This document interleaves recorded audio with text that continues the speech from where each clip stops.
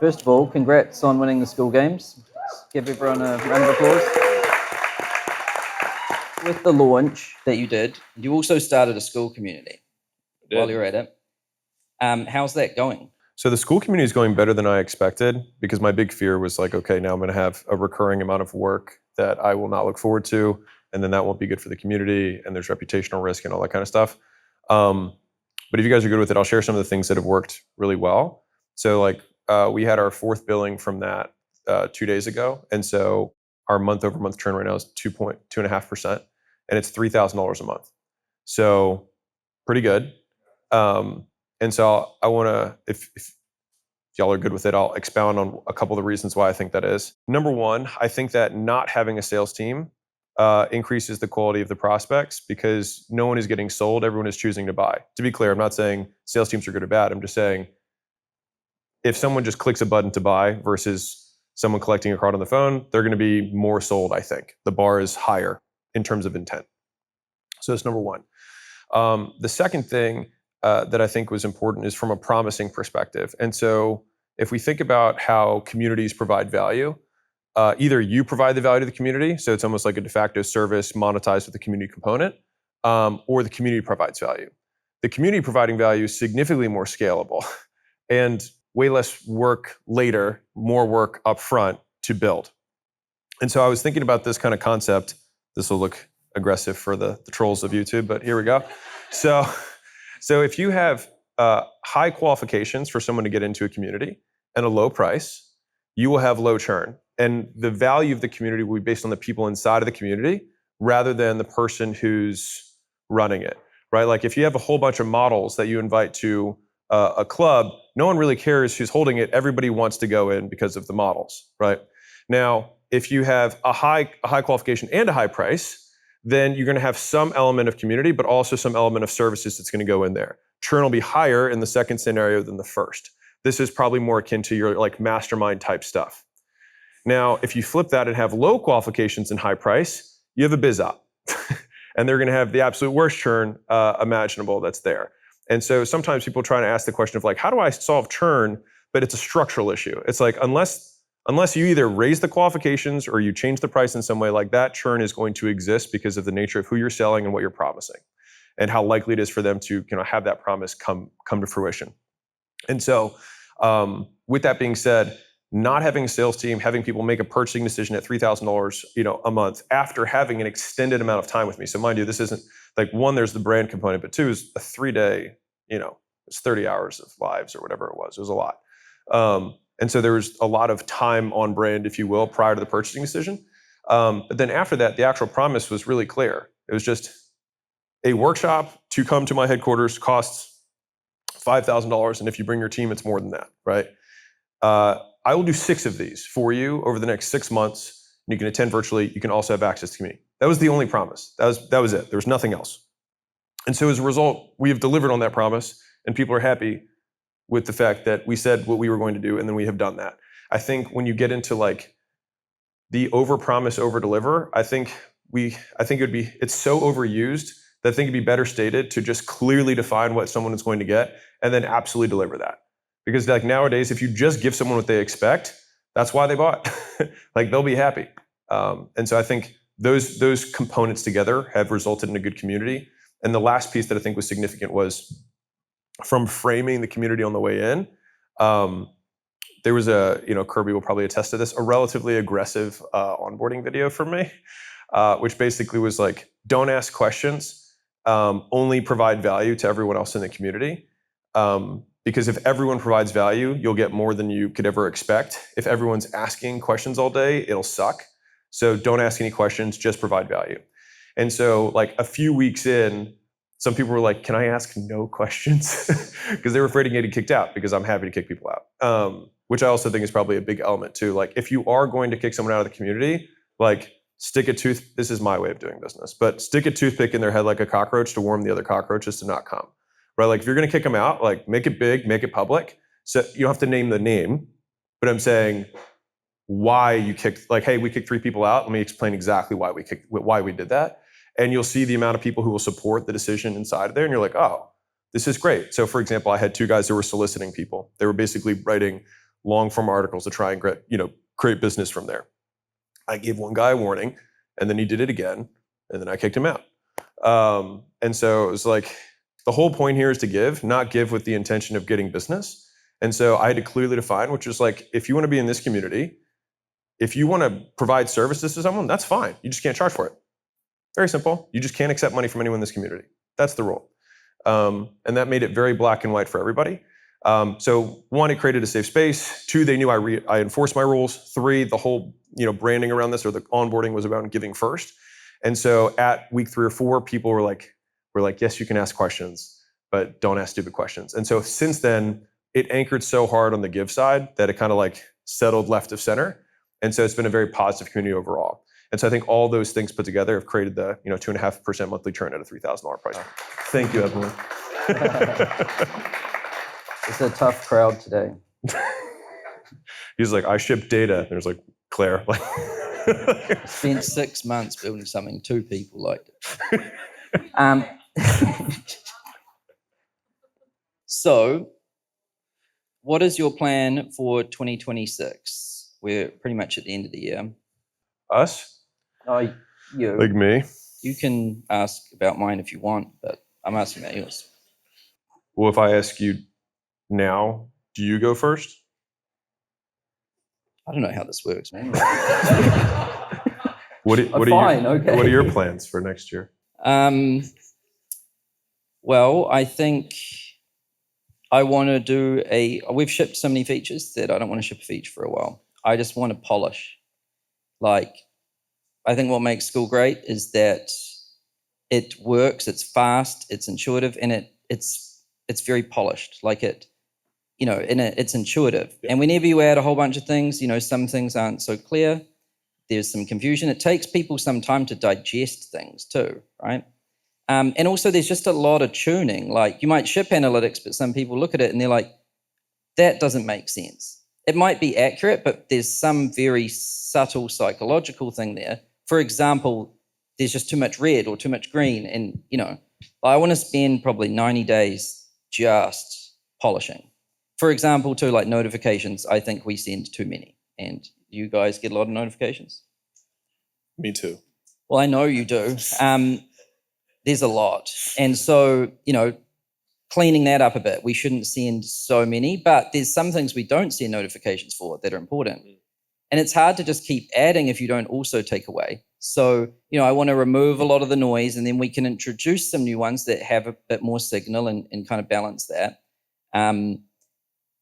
So a big binge of polishing, cleaning, making things intuitive. I mean, another big thing that is coming is the traffic sources. You guys are definitely going to, hopefully more than 2 people like that one. Because to see where your customers are coming from, like, that's pretty good. You can see if they come from Instagram or YouTube or whatever, and how well each channel converts. You also see how many of your customers are coming from the Skool network, which tends to be more than everyone thinks.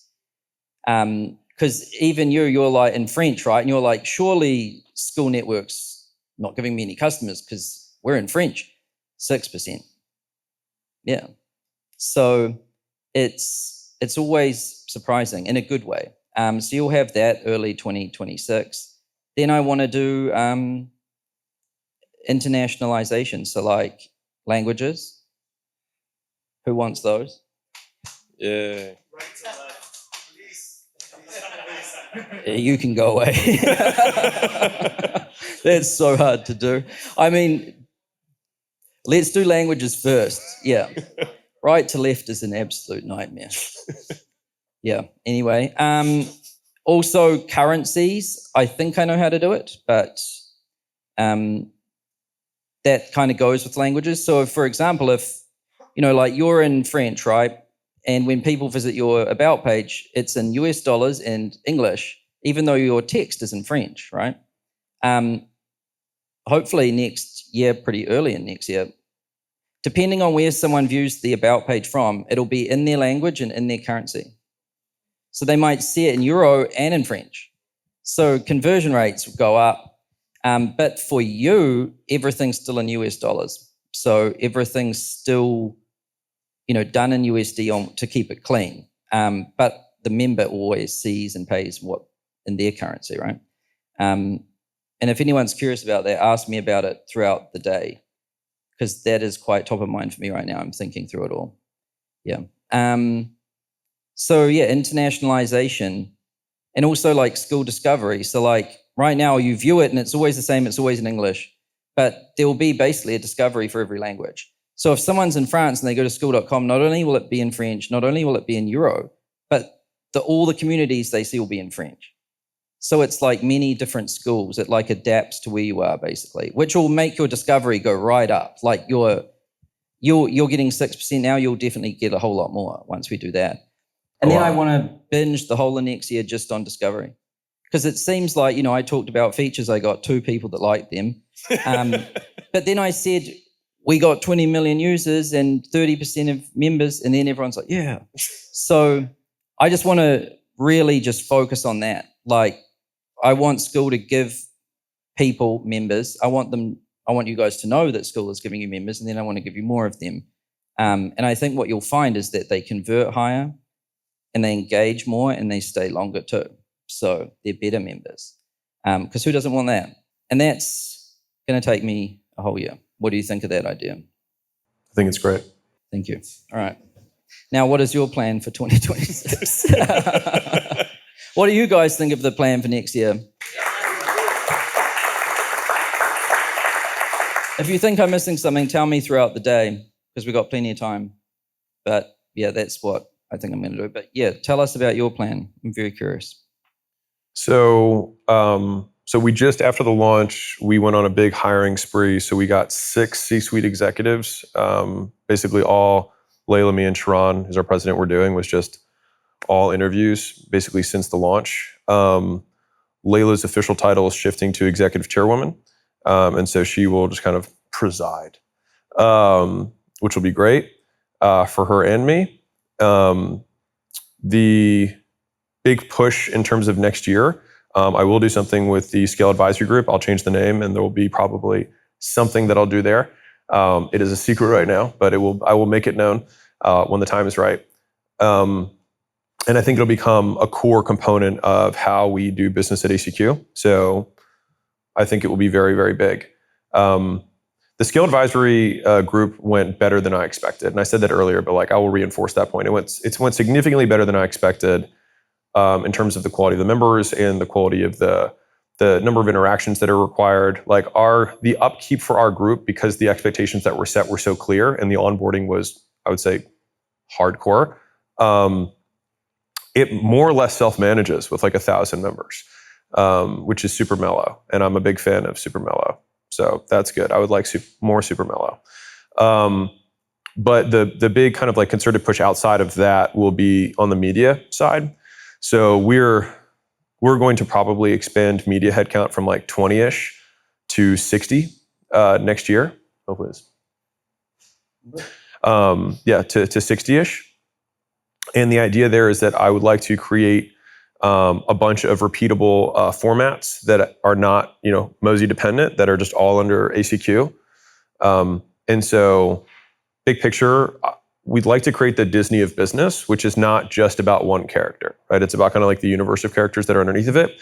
And the difficulty of doing that with the traditional, like kind of like the YouTube playbook, which is talking head, clickbaity headline, whatever, is that format is very like talent dense. Like you need to have talent in order to do that model. Now, if you're to contrast that with more legacy media IP, then think about like a Shark Tank. The judges on Shark Tank can change, but the format itself is something that is repeatable, is ownable IP. And so what we're going to do is be heavily investing into. Some of you guys have seen Cash Cows, maybe it's on my YouTube channel. It's like I do a deep dive with an entrepreneur. So that's one repeatable format. I would like to have like 8 of those that will spawn. So that'll probably like take me next year to just do that. So it's like next year I'll do 2 big things. I'll probably have a big plan. I do have a big plan for what we'll be doing on Skool. And I encourage you guys to copy all of it. And there will be a big media push on top of that. And so I would like to be a really good use case for like things that work well in Skool. And I do have the advantage of being on the inside, so I know what works for communities.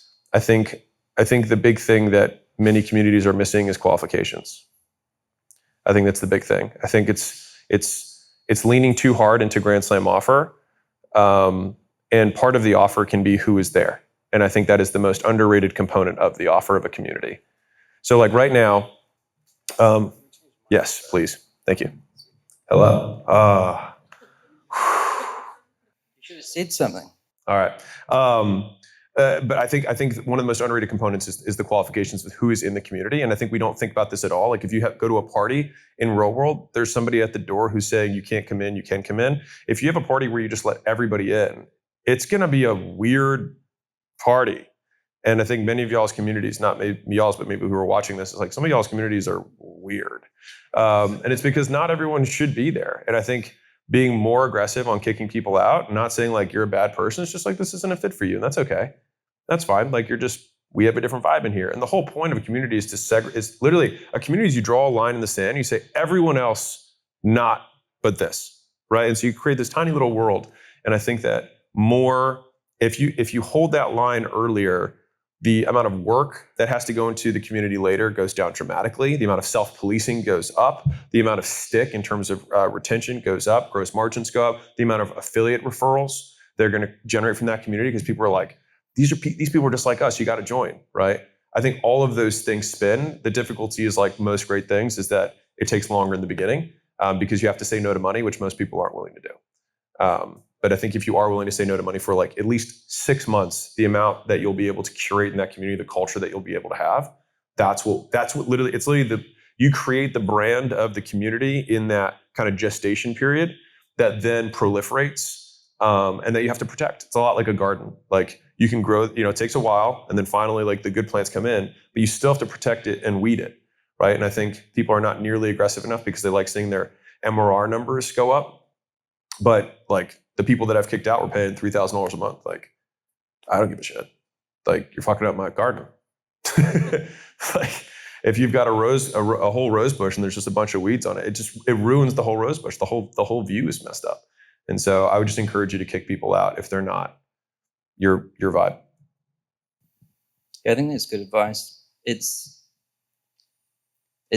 like advice, though it's always complicated, because if you're a noob, it's hard to even get one person. No, for sure. Yeah. You want to get some people in the beginning, but once you can get a lot of people, you want to control quality. Yeah. And generally this, like all good teams, clubs, everything, the harder it is to get in, the better it is, basically. But it's hard to start that way, right? Yeah, if you're brand new and are trying to start a party and then like the first person shows up and you're like, not you. It's like, like tough. But I think it's the accordion that goes back and forth between quality and quantity. So it's like first you have to get quantity, and then you're like, okay, there's like, of this, can I select? And then you select a small amount, and then like you overcorrect a little bit, and you're like, okay, I need some more people in, and you kind of go back and forth. Obviously, this will probably apply more to you guys who are in the room in terms of having that higher bar. But I think just having really objective standards of, if you're B2B, it's like you got to make this, or you got to have this many of customers, or this much revenue, or this much headcount, or whatever around your thing is. I think, or investable assets, if someone's doing like some sort of investing thing, whatever. On the B2C side, you absolutely can still have qualifications. Like you need to be a woman who's over 45 and have at least 2 kids. Because you'll also find that like when you look at who are the most active people in the community, and the nice thing is that Skool tells you who they are, it's just like, who are they? And then how do I find more of those people? And then that'll actually narrow down the messaging. And there's more than enough 45-year-old moms with 2 kids. Like you will not be like, am I limiting my community? Like if you have enough traffic, like at a certain point, it becomes a snowball. And that's where I think everyone wants to get to, is that the community itself becomes the magnet for more of that type of thing. And that's when you stop having to provide value to the community. And that's when the community becomes, it's a true network effect, right? And so like, I think everybody here would like to have a network effect. In the short term, you have to sell services, sell, one-on-one calls, things like that. And there's nothing wrong with that. It's fine. If you're starting out, you should absolutely do that to go make money.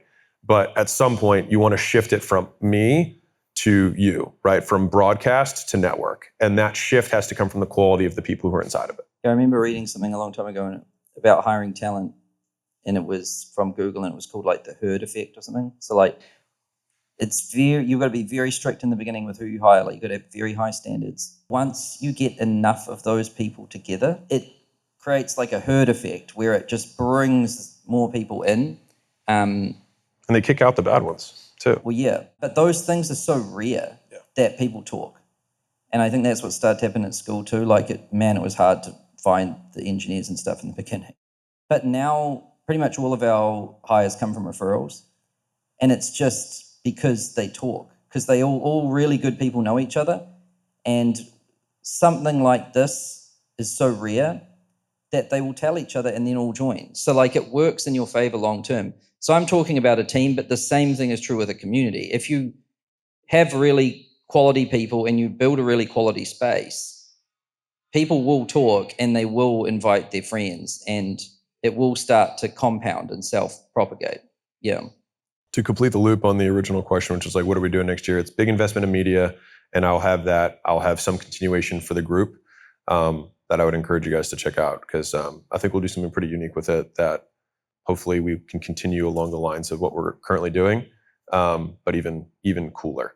You just want that goat emoji, don't you? I do not. I know you want it. I don't know if it's fair though. I do not want it. We will hide everything online. I also never want you guys to feel like I'm competing with you. It's like that meme of the, like Obama, and he's like, they're putting like their awards on each other. Have you seen the meme? No, I'll say that. I'll show you later. Yeah. It's I funny. can't wait. I'm excited. It's funny when you win your own award, basically. Like, it's like if I said I won the Skool Games. Yeah. Speaking of like qualifications, and by the way, when we say that, we don't mean like getting a degree. You got to be clear with people, I've found. We mean just being selective with who you let in, right? Yeah. There's this new group we've seen, and it's called Evolve, and it's making like $500,000 a month, and it's got no sales team. He's got a super small audience. He's got no funnel, doesn't run ads. He's just got some content on YouTube and Twitter, and then it just goes direct to his about page, right? He just points the traffic from Twitter, YouTube, about page. It's like $1,000 a month. He does have qualifications to get in. It's only for e-com business owners that are making more than like $50,000 a month, I think. And it does really well. It makes like $500,000 a month. The churn is super low. The engagement's super high. And he doesn't even do annual. It's only monthly. And I've actually heard a lot of people in high ticket start to look at it and be like, what? Like, what is that? And a lot of people are wondering, is this even like the future of it, of the space? Because I think people want to make a lot of money, but currently you've got to have sales teams and things to do that. And some people have complicated funnels and stuff. I think everyone would like to not have that if it's possible, right? And then I think another community that's very similar to this Evolve one actually is yours, because it's got qualifications. You've got to be a business owner. It is more expensive, but not to a business owner. And it does have very low churn and really high engagement. And you didn't use a sales team. So and it's very minimal to run, by the way. Like, he barely has much of a team. It's super profitable. Like, what do you think of this new model of info high ticket, and like, might this be where things are going? I do think that, so I'll zoom out and say, like, if you add a sales team to most businesses will make more money. And so if you were to think about your attention like a pyramid, if you just draw a line at the top of the pyramid, that's what you would convert automatically. If you go lower than that, then you basically convert a colder percentage of the audience, because the sales team kind of nudges people, kind of grabs people from below and then pulls them up, right? I think that, like, for what my plan is for 2026, I probably will not have a sales team for what I'll be doing. And I think about that because, honestly, it's just because, like, I have enough traffic that I don't feel like building a 200-person sales team, which is what I would probably have to do in order to handle the traffic that I have. And so I've just set the restriction for us as a company, like, we just won't have one, and we will figure out how to do it without. So I'll have tons of data on this next year, because that's going to be a big focus of mine, and I'm going to hold the line with that. as like a big priority. I do think all the benefits that we kind of talked about, which is like if people click buy, I do think they have higher intent. I do think they'll probably stay longer than people who are sold over the phone. I think you have fewer chargebacks, fewer refunds. I think reputational risk goes down. So I think there are a lot of benefits to that. But from a make money fast button, adding a sales team pretty much does that. And so if there is a world where you can get higher conversions without the work of managing a sales team, then I think everyone will jump onto that. The early signs that I've seen, because I look at a lot of businesses, I have seen a proliferation of people who are selling via automated chat, things like that. And what from what I've heard early on from the guys that I know who are doing decent numbers, the advantage of no sales team, you will convert a smaller percentage of people who see the offer, but 10 times as many people might see the offer. And that's because you don't have to deal with schedules, no-shows, getting to somebody, like all of that disappears. And so it's really it's going to be offer driven, to be fair, because like the offer is going to carry a lot of the weight, especially if you don't have a brand. But basically showing the offer to as many people as you can in general tends to get more. Also, I think the higher the qualifications of who you're looking for, the less some people want to hop on sales calls. So I think I do think there's some stuff in terms of culture that's moving. 20 years ago, answering phone calls was really normal. Now it's rude. Yeah, that part's super interesting because me personally and everyone I talk to, it's like they don't want to get on a sales call. They just want to buy. Yeah. And you even bought your Tesla by clicking buy now. Yeah. And it's like $100 and something grand. You just click buy now. You don't go to the dealership anymore. Yeah. You don't even talk to someone. Someone sends you a text. You're like, ugh, come on, just let me buy it. Yeah. But when they're more qualified. Yeah. So that's why these two things can kind of work together, I think. A more experienced business owner that is making more money probably just wants to see the price, see what they get, click buy. Yeah. And that's a little bit of a preview of what I'll probably be doing next year. It's like, how can I make it for the right avatar? They just want to be able to make the decision in 2 minutes and be in or out. And so I'm going to basically orient towards that. And I guess you also just experienced this with your launch. Yeah. Because there was no sales team really. Yeah. Okay. And I think there's also there's a lot of limiting beliefs in the space of anything above $3,000 you have to have a sales team for. Fundamentally it's go down to physics. No, people are buying $170,000 cars online. So no, I don't think that's true. I do think that people need a certain amount of information in order to make a purchasing decision. And the amount of information required to make that decision depends on the qualification of the prospect. So if you hire a super highly qualified person and a low price relative to their qualification, they don't need a lot of information to make the decision. If you have a B2C customer and you're selling them a house, they need a lot of information to make that decision, or at least significantly more. And so functionally, brand serves as the proxy for lots of information prior to the purchase. And then they just need enough information about the offer in order to buy. And so that's where I think many of you guys who here as organic as one of your primary ways of getting customers. Yeah, it's probably 80% of you guys are organic first. And I think that's actually just going to continue to increase. It already is, 80%. But if we had asked this question 5 years ago, it probably would have been 10. A lot of things have changed. And so I think obviously if you just model what I'm doing, I'm investing super heavy in media, super heavy in brand. A16Z, which is a big VC firm, they've got 40 billion, under management. They're building a separate media house because they see the value of media and production and how it merges with commerce and business. And so I don't think this is going away. I only think it's going to get more aggressive, and that's why I'm getting really aggressive in my investment with it. Very interesting. Yeah. I got applause. And dashboards are out. Yeah.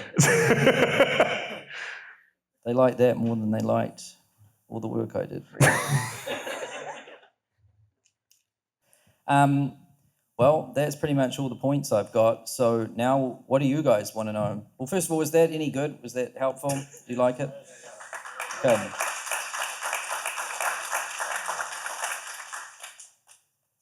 I'm looking at my notes for you. Notes okay. For me? Yeah, so one of the other things I wanted for our conversation just now, so one was the difference between qualification and price. I think that dichotomy, or at least managing that continuum, is super important to be clear about where do we sit on here? Is this a big purchase for our prospect? Or is it the price is one variable, but it's priced in context of the qualification.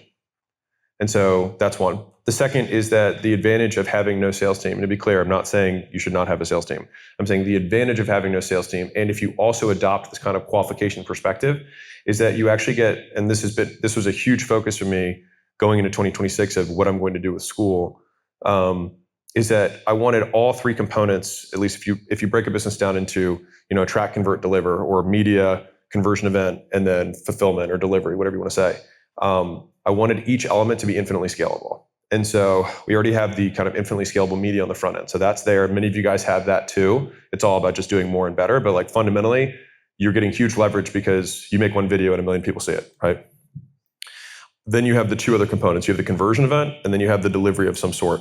If you have services that you're delivering, that's going to be the bottleneck on the back end, right?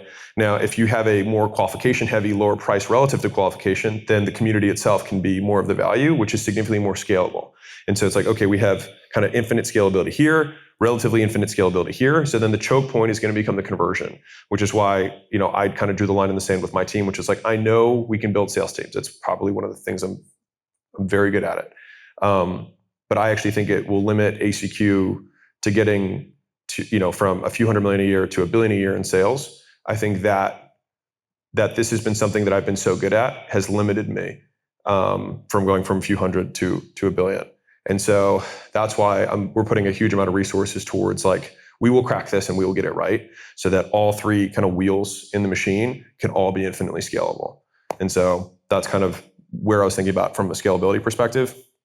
The other note that I'll have on the media side is that I think long form is going up in quality and short form is going down in quality. When I say quality, I mean like production quality. So some of you guys have seen short form just like talking your face like this, kind of like rant style authentic. I think in the world of AI, like the more the industry will index towards authenticity and truth, I think the market always finds truth. And so that type of stuff, because now like production quality is almost commoditized because AI can make everything super high quality. And so it's almost zigging back. And so I think like my stuff right now, I've already like it looks too produced for my shorts. And so I think I'm doing a big push for next year is like, we're switching that. The other two themes that I repeated last time that I'll just say like, we're still doing it is live and interactive. Those are things that AI will have a harder time doing. Like it's hard, like if you're live, right? And then also interactivity with the audience. That's something that is significantly more difficult for like AI to kind of reproduce. And so I see that as kind of the alpha, better returns than market in terms of return on effort, in terms of media.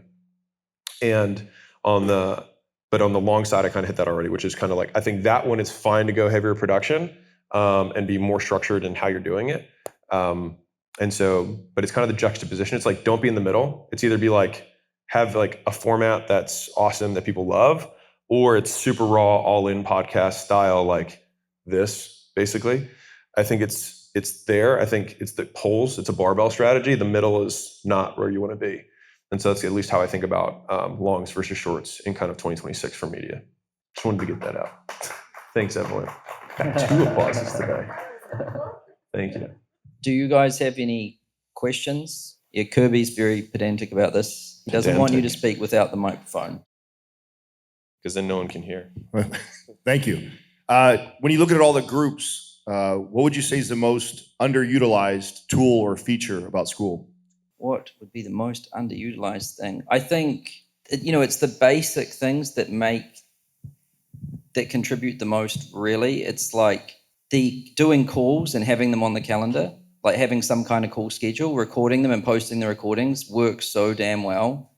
And it's like, if you're not doing that, that's clearly that's underutilized, right? But calls make the community so much tighter that they provide also a live element, which enriches the whole thing because the people you see live are now in the community in text form.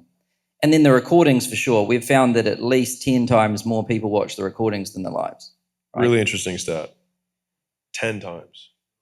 Well, we're in that world now, right? It's not live TV anymore.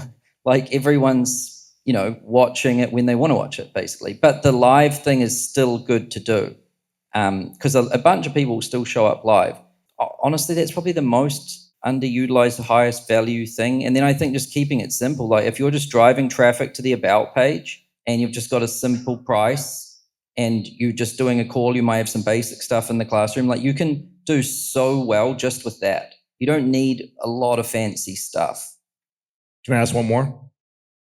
Do you Why guys see a correlation between churn and the price of the community? Like, is there a much higher churn on the people that are charging $47 versus the people that are charging $3,000? Is there a correlation? Until I saw that damn group evolve. Like, I don't think such a thing exists. It's not like purely tied just to price, right? Yeah, I would figure that, but is there somewhat of a correlation there? So I think it's basically you have the price to value discrepancy for all the way, from $10. Like, if you don't use something, the value is zero, right? And at $10,000 a month for the right prospect, if they use it, it's worth 20 times that. I think that we've seen in general, the higher the price, the churn is higher, and I think that's not because of the price. I think it's because people do not appropriately match the value, A, and B, the qualification of the prospect who should be able to buy that thing. And so I don't think there's an inherently like, if you want to lower the churn in the community, if you lower the price and keep everything the same, I can almost guarantee that churn will go down. The question is whether you make more money, which is another element of that. Because like, even if you drop your price by 50% and churn drops by 20, that was a bad call, right? And so that's a bit of the trade. And so it's not even necessarily thinking about like, let's make churn make churn king, because really is LTV is king. And so that's what we're really solving for. Churn is obviously a big multiplier on it. Now, we have to take all these variables affect all the way across, because it'll end up going all the way to EPC, which is earnings per click, right? Because if you get 100 clicks and you cut your price from $100 to $50, so if your churn goes down by 20%, I'm not going to get too granular here, but like if churn goes down by 20%, it's like, okay, that was a bad call. But it's like, but what if conversion on the page doubles? So everything is going to come down to earnings per click, because everybody here is driving traffic, and then you have this box that makes money. And so you just want to make sure that every input that goes into that box is worth as much as possible. And I'll just say personally, from having experimented a lot with different prices for different levels of services, whatever, the curve is way less extreme than you'd probably think. So we tend to obsess over our price, and I think there's intelligence to do be deliberate about the pricing that you have. But if you for example, when I did the launch, if I had done it at 9K instead of 6K, would I have made more money? I don't know. There's a whole bunch of other host of issues that come along with 9,000 versus 6,000 in terms of expectations, in terms of cards going through. There's just more than one variable. And so even if I increase the price by 50%, my conversion might have dropped by 40. And so it's not like, everyone who would have bought at 6 was also going to buy at 9. It's typically not that. And so it's like, maybe I'll make 10% more or 10% less. But the big thing is how good is the food? And I think that if the food is good and you're priced appropriately for the qualification of the prospect you have, you're going to make a lot of money. Whether the guy who's making $500,000 a month, if he were at $1,250 and he went to $1,350, is he going to make more money there? He probably wouldn't have, whatever that math is, 10%. He probably wouldn't make 7% more. He might make 2% more. And so what? And who cares? Because that's probably not going to be the thing that gives him the order of magnitude growth of going from $100,000 a month to $5 million a month. And I will say that in B2B for a qualified business, so this guy Evolve is selling to e-com owners that are making more than 50 grand a month. $1,000 a month to them isn't a whole lot. But if you're selling to a consumer, $100 a month is huge, right? So consumers are very sensitive. The difference between $100 and $70, even honestly, $40 and $20 is massive. $5 and $7. Yeah.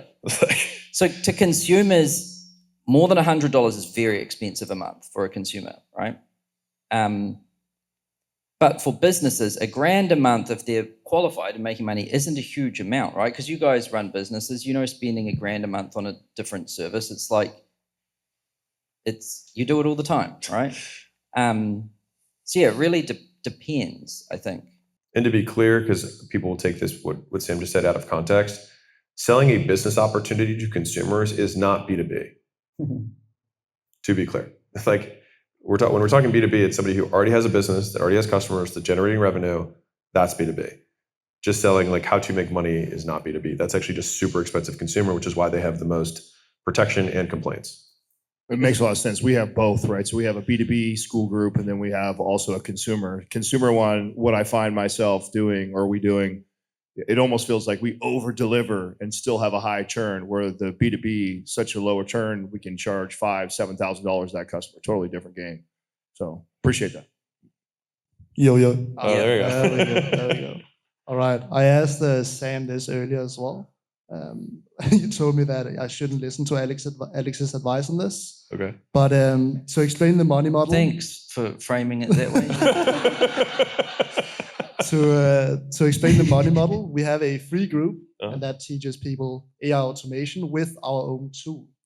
That tool is doing 90K a month. And then we build a money model where we also upsell people into the paid community. That's why I'm here today. My question is, because I'm split between it being two different businesses, very different types of service delivery. So have I just built two businesses for myself that's going to split my attention from building software? Because I want to do a Becca. Or have I built a money model that is successful because it's making me 60K a month additional? What was my advice that you said not to follow? Well, you said that. I asked you if there was a problem and you said no, and I said, so don't worry about it. And then you were like, but so-and-so said this and so-and-so said And like that. a video that I did generically. Like, we were just, because there's so many opinions on the internet, right? You made the problem by listening to all these opinions and then being like, but there's no problem. I thought we'd fix this already. Well, I want Alex's You want input. to bring it back. Am I distracting myself, or am I doing something that's like I can take the resources and reinvest it back into the software? What a sorry, Sam. So I'll mirror Sam's take on this, which is like, is there a problem to solve? Well, kind of. Like I'd like to get the churn down and the software even better. I'm spending around an hour a day maybe on the Skool community on like service delivery responding. Is that because I want to sell it for 100 mil one day, and everyone else I'm competing against are not running a Skool community, but I could also reinvest it. So I'm kind of like split. Well, if you look at Sam had a thing that he ran for a while and then eventually went all in on Skool. So, I mean, focus in general. If you were to summarize, I think David Senra, after like 400 interviews, the Founders Podcast, he summarized all 400 of those interviews into 2 words, which is focus and patience. And so I think that I stand by that, which is like you have to do one thing for an inordinate amount of time. What Sam referenced earlier of like all I'm going to do is polish. A lot of people just want to move on to the next feature, the next feature, the next feature, but a lot of the quality comes from depth. I like to use the analogy of like coats of paint. Is that like thinking, like next order level of thinking requires like the paint to dry and then you come back to it after having seen more things or watched a movie or like a different frame and you look at the problem again. And so it's like you can almost judge the quality of your solutions by the number of attack vectors that you approach the problem with. And it's not typical that you will have hit all the attack vectors on your first shot. And I think the reason that most people cannot achieve significant orders of magnitude outcomes is because they don't give that problem enough surface area because they're splitting their time. And so if we're thinking about like the quality of your thinking, you'll be able to solve it to, let's say, X degree on your own with your first pass thinking. But it's like the 5th and 8th pass of thinking that really unlocks everything. So like right now with the plant, just as an example, the thing that we're launching next year, I give myself one thing a year. That's all I can really do. And I probably have more resources than you do. And more talent on the team. And I don't say that as a slight. I'm just saying just to put context to it. And so right now, that plan, and so we do everything in written form at ECQ because that's like I'm a writer and whatever, and Bezos did it, and it works really well for us. Is we have a memo culture, and so all decisions are written down in memos so that you can defend the thinking and like really think through everything. And so we're on memo 7 of that plan that we're going to do next year, and there's also a rollout one that's on memo 3. And probably by the time it launches, it'll be on memo like 11 and rollout will be like memo 6. If I were to look at the first thing, people probably would read that and nod along and say, that's a pretty good plan.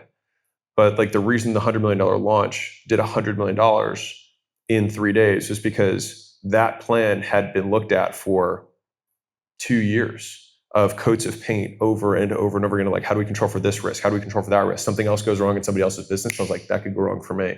And then I have to create contingencies. And so when I got the question of like, what would you have done differently about the launch? The answer is nothing, because everything went exactly to plan. And so I think that that level of thinking, if you say you want to have a 9-figure exit, that's what your competitors, that level of thinking is what your competitors are doing. And so I would protect that at all costs. All right, because I've also been thinking that our power users are the ones that's spending the most with us. Mhm. That's the ones that take the upsell. Yeah. So most of the feature requests, things that should be added, Yeah. are also coming from the Skool group. Let me pause you real quick.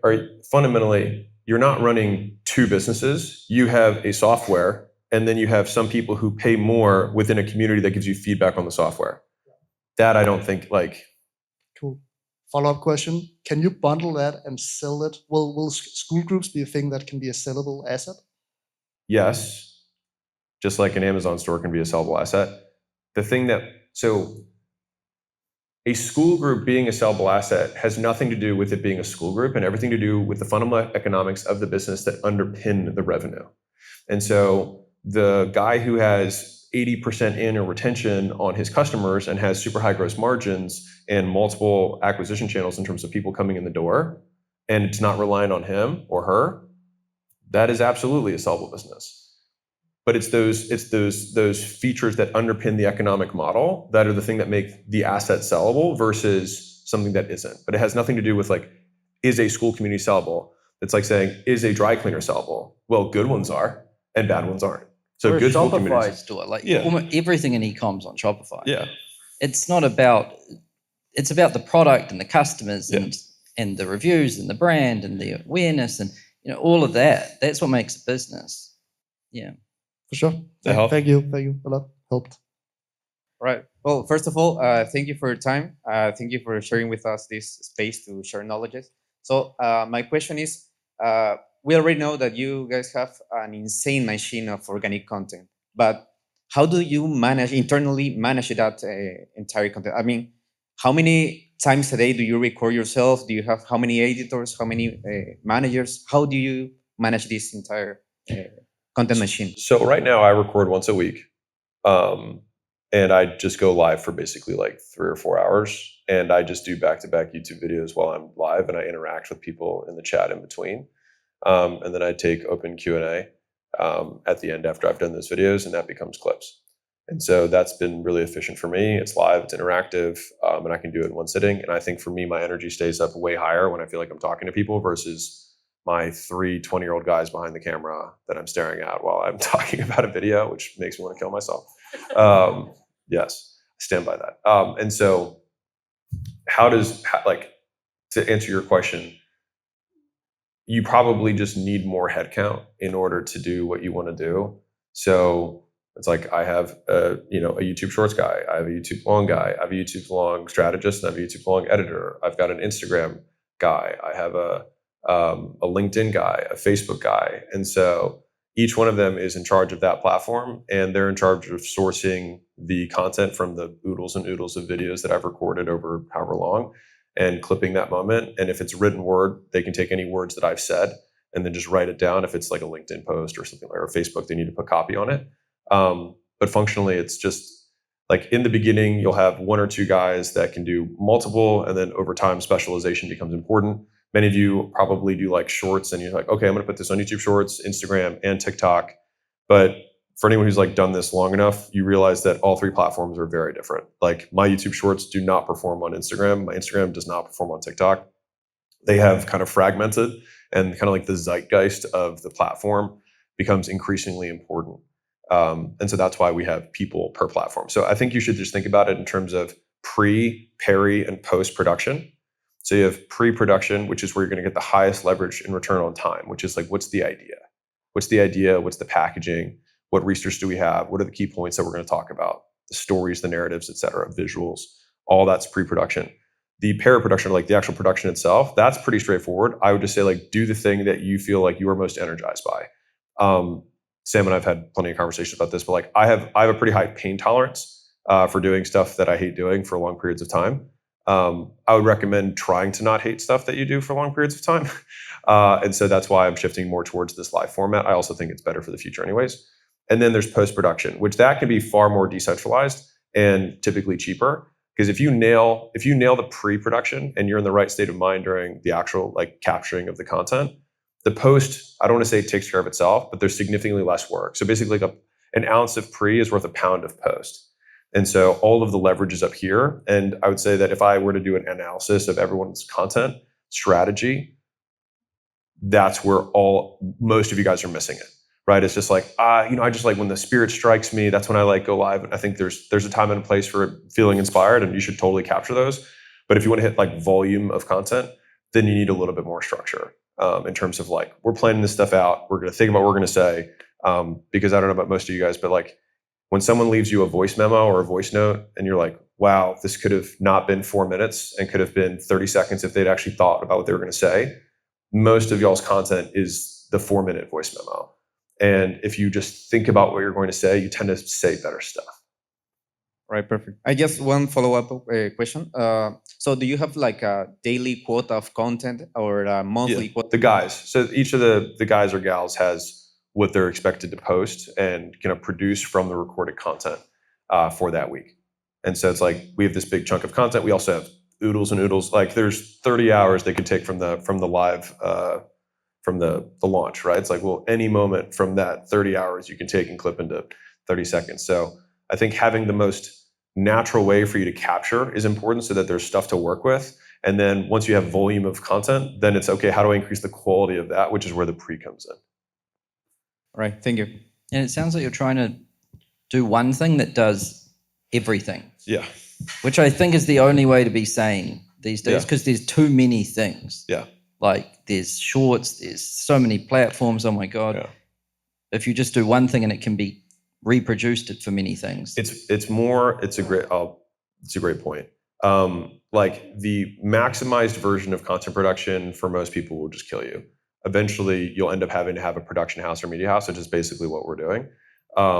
But the idea is like for the creator or whoever the talent is, whoever's getting captured on camera, it's like you want them to be in a good state of mind. Otherwise the content tends to suck. But the kind of the personalization of the content is going to happen in post. So we know that this moment will probably do well on TikTok, but it won't do well on YouTube. So that's where like the specialization of the people who are per platform comes into play. So I'm going to say whatever I'm going to say during my live, but the TikTok guy knows that this piece is going to do well there. Sometimes it's the same part that all three guys thinks is going to do well and they post them all three, but they're asynchronous. Yeah, once again, I just want to say thank you guys. First, I'm living my dream right now and my whole business is on Skool. So, not long ago I was working a full-time job and now I'm literally doing just what I love. I didn't think I could make money off it, but Skool showed me the way, so I really appreciate that. My name's Rob, by the way. I am getting quite a lot of customers from YouTube and I want to start really pushing that. I'm not posting at all enough. And it really interested me what you said about lives. I have a choice to make now where I spend my time making videos. What's the logic of spending 3 hours once a week on lives instead of planning a more sort of polished video in that 3 hours? Well, my actual recording session is the same. So imagine you're going to do a formalized, polished recording session. I just go live. And so if you want to see me record polished YouTube, so like they take that live, and then if I do 3 YouTube videos in that live, those are 3 other polished posts that are going out. So it's not that those have stopped. It's just that I have a 4th asset that gets created where I get deeper involvement. I get parasocial. I get a free video that gives usually around 100,000 views without me doing anything. And then I still get the 3 videos plus my shorts. So it's just like, it creates another asset, number one. And number two, I think there's a different dynamic of live for the people who are live. Third, I think I show up better when I feel like there's people who are watching rather than just like the 3 20-year-olds behind the camera. Because in a real way, like probably one of the biggest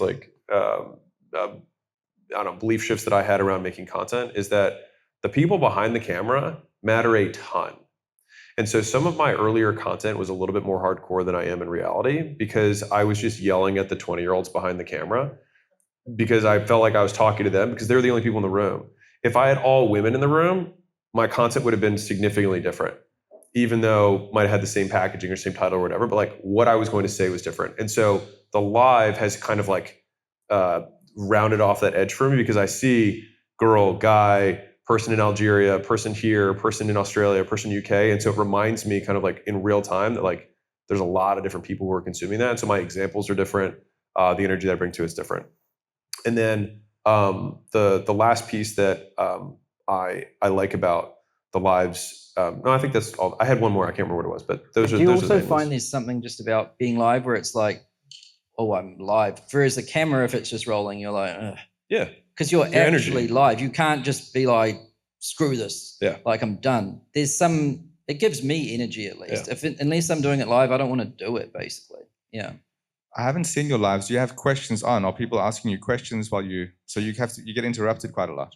No, so yes and no. So I don't think about it as interruptions. I think about it as them asking questions while I make a point that if I don't answer it, I'd lose that in the video. So it adds more value. Exactly. Yeah, okay. So I don't answer every question, but I'll keep an eye on it, and the guys can cut out like a gap of me reading the comments in between, and then I'll address it.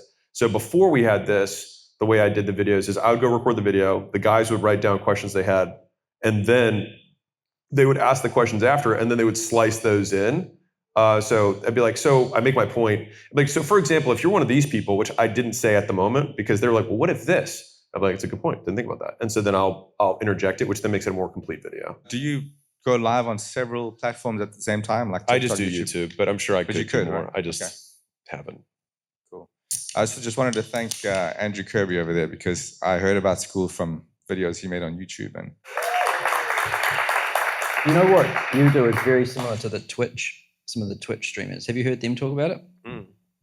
Yeah, the best ones are very good at making one live and then repurposing it for everything. Yeah. The key was like, I still make my 3 YouTube videos a week or whatever from like that happens in the live. So, but the thing that you'll find is that the live is totally okay with one, they want to see how you actually make these videos. They're just curious. And then number 2, if you say, hey guys, I'm going to do this intro real quick, and then I just do the intro, no one's like, oh, fuck this guy. I mean, because fundamentally, if the hook is interesting, it will make them want to watch more. But it feels so raw and live. Right. That that's what happens on a Twitch stream, right? That's why, yeah. sorry, I don't have the mic. You actually say, hang on guys, I'm doing an intro now. Yeah. I was like, all right, so I'm going to do 3 videos today. First video is going to be on this, second video is on this, third video is on this.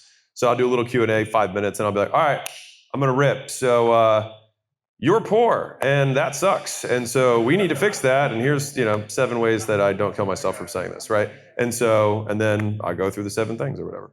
I'm really loving the Skool community, and I've used a lot of other communities. And my question is more on the front end. So I know like the about page is really simple.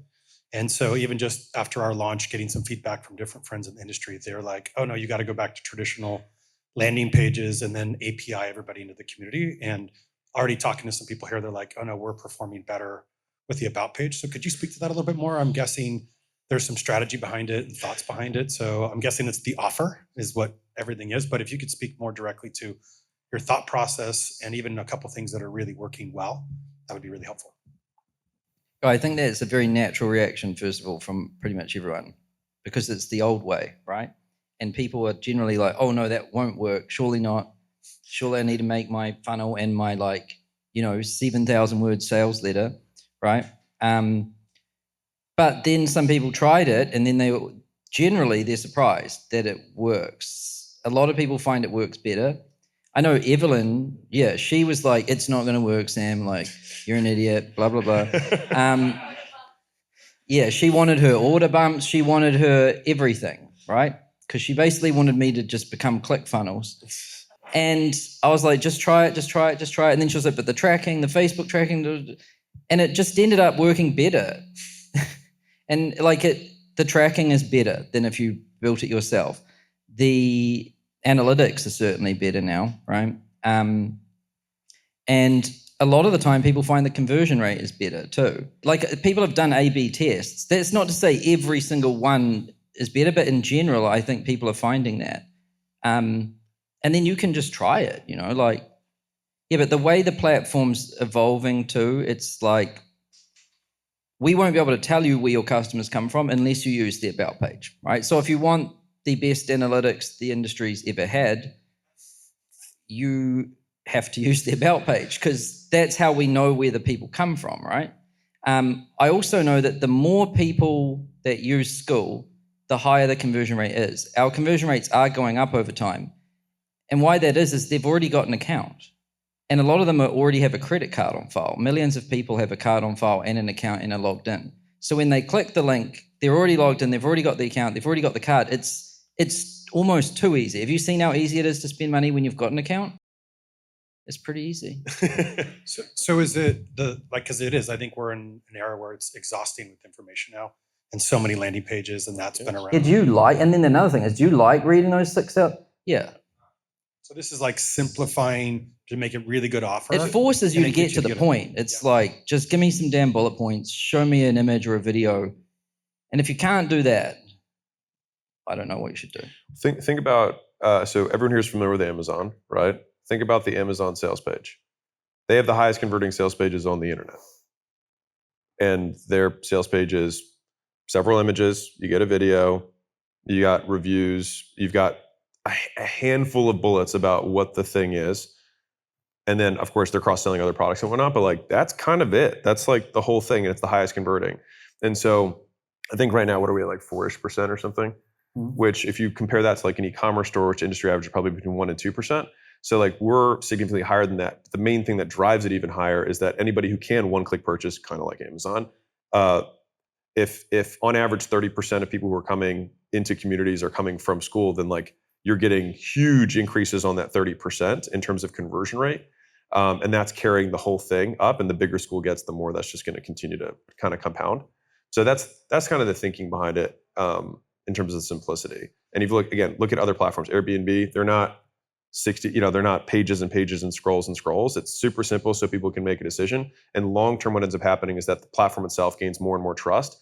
And the platform will be more trusted than any individual on the platform. And then that's how the tide rises for all boats. So the thought process is get better at just simplifying the offer and running a bunch of tests until you get that to convert versus it goes a whole nother direction when you're trying to build landing pages. Let me tell you something wild. So I don't even know if I want to share it. I'll share it anyways. So right now we did a small test. It was a very short period of time where I ran a test where I said, you can get all 3 of my books, physical copy, for $15 all in. So $5 a book, all the books are free. I've already paid for them, or people have already paid for them. You can just go ship them to yourself. My conversion rate on the page is 32% to purchase, click to purchase. And that's held like 20,000 purchases, like a lot of purchases. Like the offer still being killer still matters, right? And so like, I think that Skool in a lot of ways just forces you to focus on the few things that really drive the needle, and just thinking like, how can I, like the way that I think about bonuses and bullets, which I'd highly recommend thinking about it this way, which is that if I'm going to add a bullet, it takes up mental real estate for the prospect to make a decision. So I'm going to ask like a cost from them for them to read this bullet. So it better be worth it. And so I believe that buyers are single issue voters. They're single issue buyers. So it's cool to have many, many things, but what happens if you've watched like heat maps for purchasing behavior back in the old days of funnel stuff, is that people read, they hit the thing, and then they buy. And that's the game. And so every single bullet should, in and of itself, for the right buyer, be worth the entirety of the price times 2 or 3. And so if you think about that as the razor for like, you can include other stuff in your community. But for it to take real estate of what you're going to say is inside or say why it's worth buying, that is where you put like so much effort into like the bullets. Like at the launch, for example, I had, playbooks that I was showing. Every playbook only had 3 bullets, and it was 30, 40 pages of stuff. And I got 3 bullets because I knew that there was no more time for me to even go in it. And even then it was a lot, right? And so it's like word concision, and really more importantly, idea concision is what I think like making fewer bullets and making each bullet perfect. Thanks again for doing this. You're absolutely changing lives. My question is about free communities. So I've got a pretty big free community about AI automation, and be curious to hear what you guys think about having those free communities be private or public. You probably have some free public-private data that I don't. If it's public, it will get indexed by Google. And so then if there's a lot of good content in there, and also LLMs, it'll get, it can read those too, right? So it'll get more traffic for sure, right?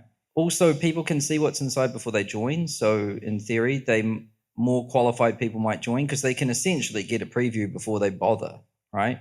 Whereas private, you're like, oh, I'm forced to sign up before I get in. So I think there's advantages of it actually for a free community. Yeah, unless the topics that people are discussing in there are changed by the fact that it's public, right? Like some people might not want to have conversations about some things in a public setting, right? Yeah. So it kind of seems like it goes back to what Alex was saying earlier about if it is public, you probably get more eyes on it. But if it's private, you probably get a better conversion. So trying to figure out. Oh yeah, that's the other thing. The conversion rate does tend to be higher for private. And you can see why, right? Because you don't have to join to read anything. Yeah, but the quality will probably be higher in a public. All right. Well, yeah. Thank you. Appreciate it. Yo, this question is for you, Hormozi. Since the beginning, I do social media.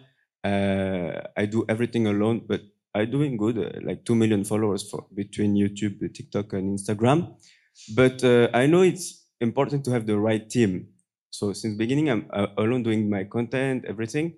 And I just have my friend that's helping me for setting up a school, etc. But I want to now work more than 30 minutes per day and try to recruit the right team. It's a lot, though. Yeah, it's a lot. I'm very lazy. I don't like to work, I like to do the less possible to make the most possible. But now I'm ready to work a little bit more. And this is the perfect French person for like just this whole thing is amazing. Sorry, keep going. So now I want to ask you, who I have to recruit? Like what kind of people I have to go? Recruit's the right word. To recruit in my team, close to me, to scale, to make more, maybe more views, more. Not more views, but to helping me for the content, give me ideas. Maybe just try working for an hour instead of 30 minutes. Maybe you don't need to recruit anyone. Yeah, you could 8x your output if you worked 4 hours a day. Yeah, but c'est trop. No, for real, I really don't like to work. No. No. So to answer the question really, so when we think about building teams or even companies or revenue lines, whatever it is, like we think hire 1 to hire 10. And so the idea is like we spend a huge amount of time on trying to find a really, really good person who already has a network, who already knows the playbook, and they're going to try and apply what they've learned before into your business. So rather than trying to take people who are lower and then spending all the time to train them up, it's far more productive. Now it costs more, but it's faster. But you have the cash. Yeah, you have the cash. But where? I mean, you could whenever you want. I mean, sorry, use where? LinkedIn? Oh, LinkedIn. Yeah. You do outreach. I mean, also a really simple way is, so when I think about recruiting for a business, if I'm going to have that be an internal function or an external function, if it's a one-off role that I'm looking at, I'm willing to pay a headhunter a ton of money to go do that because they already have a network of people, a huge pool of people that they're keeping warm. And I'd rather just pay the money to get the problem solved and have really amazing candidates sent to me for a lot more. If I'm going to have a role that I'm going to have repeated, so for example, salespeople, editors, those are roles that, customer success, if you have that, like those are going to be roles that I have a lot of. And so those are things that I'm going to keep internal because it's core to how the business functions. And so when it's like niche expertise leader that I'm not going to hire a ton of, then I'll also kick off internal stuff if I can, but I'll be more willing to pay for an outside recruiter. Okay. So what's the name of the content strategist? Is that I need? Yeah. Other. Yeah, director of content strategy. Okay, all good. Thank you. Yeah. Glad I can help. So And you can space the work between 3 or 4 days, so it's 30 minutes each, you know. It might take you 2 hours, so like 4 days to do. Yeah. I'm torn between a pay group and a free group. And as soon as the free group added some tiers, the upsells just shot up. So I'm kind of, They shot up as in they went up. yeah, That's straight away. And even though it's quite hard to find, upgrade button, please. But I'm feeling, It really is quite hard to find. He's got a very good point. Yeah. Well, I just created a little bit.ly link and put tiers and levels so that, Okay. and everything I do is drop it there. And it's just the numbers are shot up. So I'm feeling, should I just let this paid group go? It's just about 10K. And I let it go and then just keep the tiers within the free. So, but before I do that, I want to know, is there going to be much more focus on tiers in the future for it to evolve, or should I just stay with the paid group? Well, I'll definitely make tiers better. I know that it's far from perfect. That's great.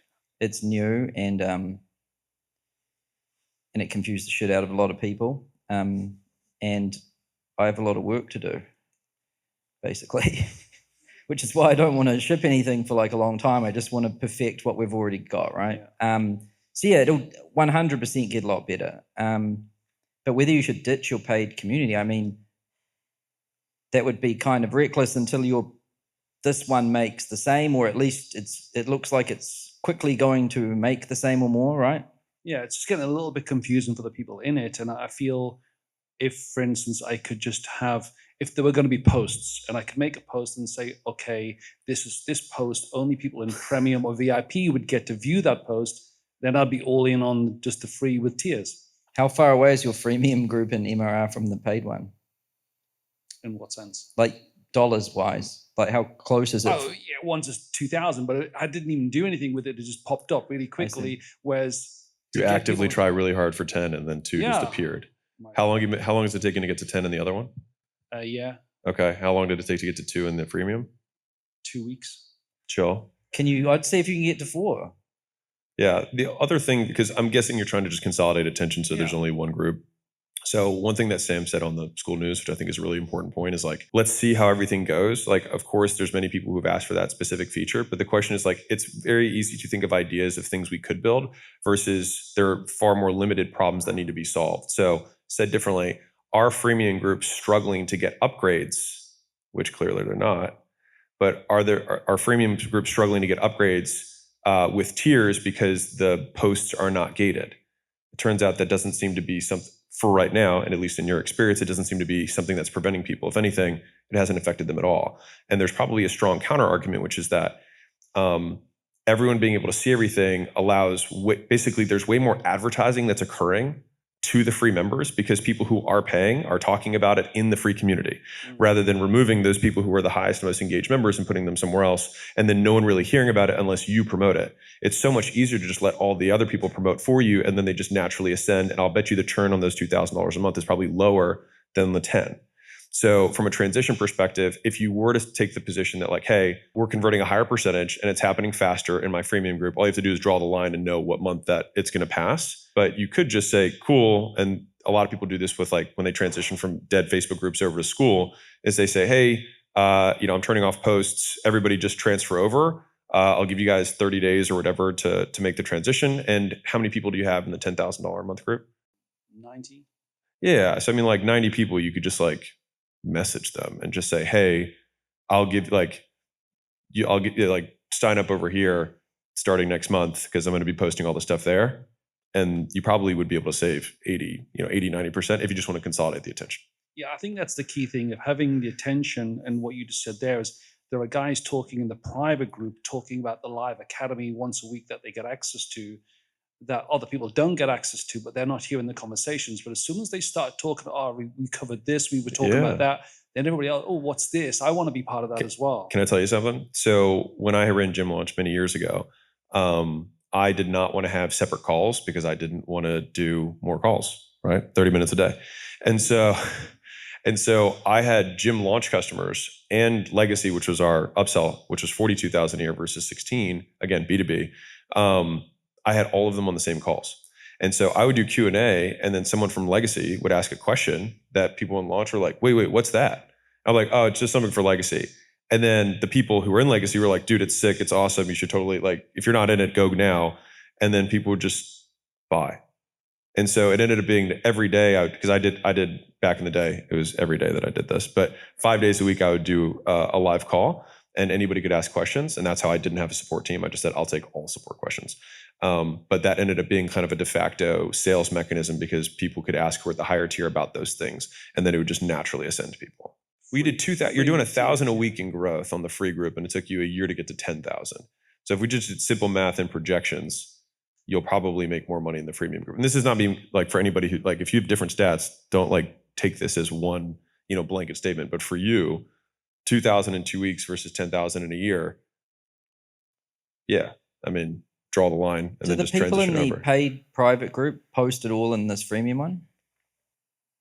Not as much, no. Okay. They haven't been. They kind of like the little bubble over I see. there. But as soon as they started posting in there, and I told them we were going to be winding that down, those posts started being a catalytic, like a catalytic to growth, basically, for the Was existing that members. what was making people upgrade to the paid in the freemium? Is the people from the private group starting to have discussions in the free group? Yeah, it's because basically the only difference is that they get access to live training and discussions, and now they're referencing those discussions. So it sounds like the mixing depth. them might be working. Ah, shit. I mean, So honestly, let's definitely separate them. yeah.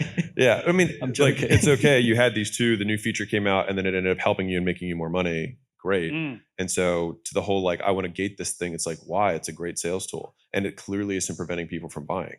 My theory and feeling is that if we do it right, I think it can work better. But we have to try it. If it doesn't, I won't be, I'll accept it and then allow people to do the segmenting. But I don't think that's the answer. And I think we'll find out. I want to find out. We're also acting against our economic interest by even saying this, just to be clear. So like, if we make more money if you have two communities. So we're just trying to help, like an extra $9. Yeah, that's right. Big baller, shot caller. So I mean, you come from the fitness club market, so did I in the UK, and I always found it's a little bit like if I've got a member and there's a special extra or a cheaper membership for low usage area, but you can't use this gym, you've got to go into the gym next door. I like them all to use the same, but they're all just being exposed. Oh, there's a class going on there. But that's an extra membership level. they got to see it though, right? That's the key. Like we would always walk people through the semi-private area to get to the group area. So it's like, oh no, this Cadillac is not for you. You can go drive the Honda over there. They're like, but I want to. It's like, oh well, you want to talk to somebody, and then then the upgrade happens. Yeah, I mean, if I had one feature request, it would be able to be able to put the videos in there that we link to those live trainings, but when they go to click on it, they can't watch it until they upgrade their tier. Yeah. And that would be for me the most. I think we'll natural start upsell. with like the most basic thing, which is like a good upgrade button, right? Like, yeah, because that's a definite, it's a good win. Hard to miss with it, honestly. I'm happy with that. Thank you. Yeah. And then there's some other ideas I've got, but I don't want to say it on this recording. So we can talk about it later today. Yeah. But I think you'll be interested in them because I've been thinking about it a lot. We'll always solve for what makes everybody in the community the most money and provides the best community. Cool. I figured I would come back to the question that you asked earlier. There's you had asked what were like some of the underutilized things on Skool. And two things that I've seen that are like massively underutilized. I don't know if Sam will agree with this first one, but first of all, categories. Because we were having a debate yesterday whether they were necessary or not. So yeah. But you can't argue with like, it gives you a flavor of what the community is for. You literally have to pick one before you make a post. And so at a glance, even if you're new or if you're coming back in for a while, you get like a really good understanding of like the parameters you can interact with. So that's one. But more importantly than that I still see get way underused is pin rotations. Because when you're like crafting the culture within your community, like, yeah, sure, you want to make shout outs about what you think is important, but when you're finding something that's like really positive, like someone speaking as you want them to, and you like support them by pinning that post, it reinforces the positive, and then you kind of like ignore the negative, and it makes culture happen really freaking fast. So I just want to offer those. Yeah, I think a good way to think about it is model citizens. Yeah. So like you want to be clear on your about page with what type of person you want and what this is about. But then when you find the model citizens, the people that you wish the whole community were just like that, pinning them and rotating pinned examples, not just your announcements. Like one announcement from you is probably fine, but then pin a great example. It does so much for shaping the culture because everyone's like, oh, that's what we need to be like. And if we be like that, we might get pinned. And it makes a huge difference. Yeah. And I think to your point about like rotating them. So once you have the model citizen, it's just like find another one every 2 days that you can just keep cycling. So it keeps it fresh and new. It's cool too. Like if you have a lot of engagement, like as your community grows, a lot of communities get to the point where they'll rotate twice a day. So there's actually boosted engagement because they're like, oh, if I didn't get it this time, well, maybe I'll get it later today. And they'll either keep commenting on their existing post or make a new one. So it drives engagement like mad for sure. Okay, I think it's me. Yes. Yeah. Okay, I just want to say thanks so much. I have a practice in, of all places, South Louisiana, and we help people from all over the world with the best alternative methods in the world. And Skool has allowed me to help people all over the world at home. And so in that capacity, we have this community that we developed, and it's called Body Chargers. And in the community, my question is, should we have individual groups for individual conditions? Because it's somewhat confusing to people when they get there and it's overwhelming. There's so much information on what to do with technology for home. I always tell people we need tech in today's world to deal with tech at home. And it's confusing as to what condition they have and what to do when we have a whole model in one. So should we have individual health conditions and different groups to make you more money? I guess is the question. Maybe. I need to know a lot more information. We should talk about it. Okay. Yeah, because I don't want to give you just some shitty answer. Sure. Yeah. I But appreciate it maybe not. It depends like how big it is. It depends what problems are currently existing. Yeah, managing like 5 groups would suck. Yeah. Like It would. it would take. Yeah, I wonder if there's an 80-20 solution. You know, maybe the categories get Yeah. used differently. Like When you said qualifications earlier, it just keeps ringing in my ear. You know, if you want to go to the Parkinson's group, if you want to go to the autoimmune Yeah. group, if you want to go to the concussions group, is the solution for each of those different? not necessarily. Mm. I mean, there's some tweaks, but there's an overall general concept that they have to be following. And they're just oversold online by people that don't have practices, haven't done it for 27 years, haven't figured it out. And so they're somewhat skeptical, but yet we're proving that they're not. So It's a tough one. I mean, segmented messaging from a conversion perspective will do better. Actually, do we have results on our segmentation stuff? What, the personalized pages? Yeah. Did worse. Did worse. Yeah. There you go. Just So- the data you were looking for. Yeah, that's exactly just the data I was looking for. So yeah, so it might convert worse. It's like I've seen some that just like blow it out of the water.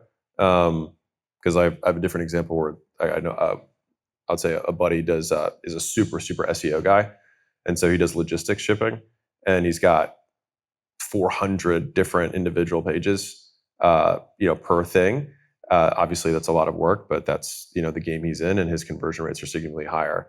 We've also run tests, and it wasn't higher. So it's a huge change from is it worth the squeeze? Like maybe even if it were better, is it worth having 5 communities? I don't know. And we'd want to look at all of your current stats, like Yeah. your churn, your conversion rate, because we've got to assess, is this thing working well? Do people like it? Do you like it?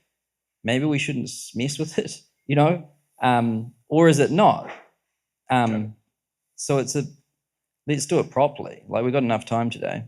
Yeah. This is it's a good meta topic though, which is like features versus bugs. So one of the things that I think is more common, the smaller the business owner, the more they want to tinker and tweak. And there's a place for that because when you start out, nothing works and then something does and you got there through tinkering. So you get reinforced for like basically fucking with shit over and over again.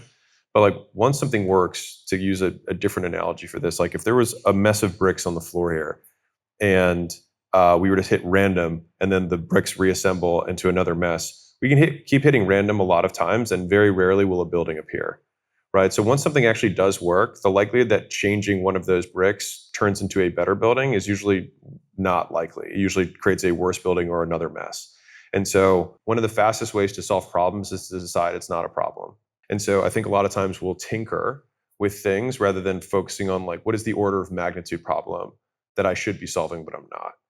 And so like, that's where you get your 10x, 100x improvements in the business rather than the incremental returns.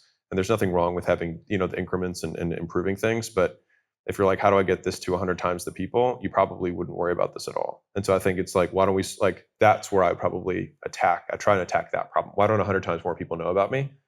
And is any of the things that I'm tinkering in the group the thing that's preventing that? If not, then that's where I'm going to focus my attention.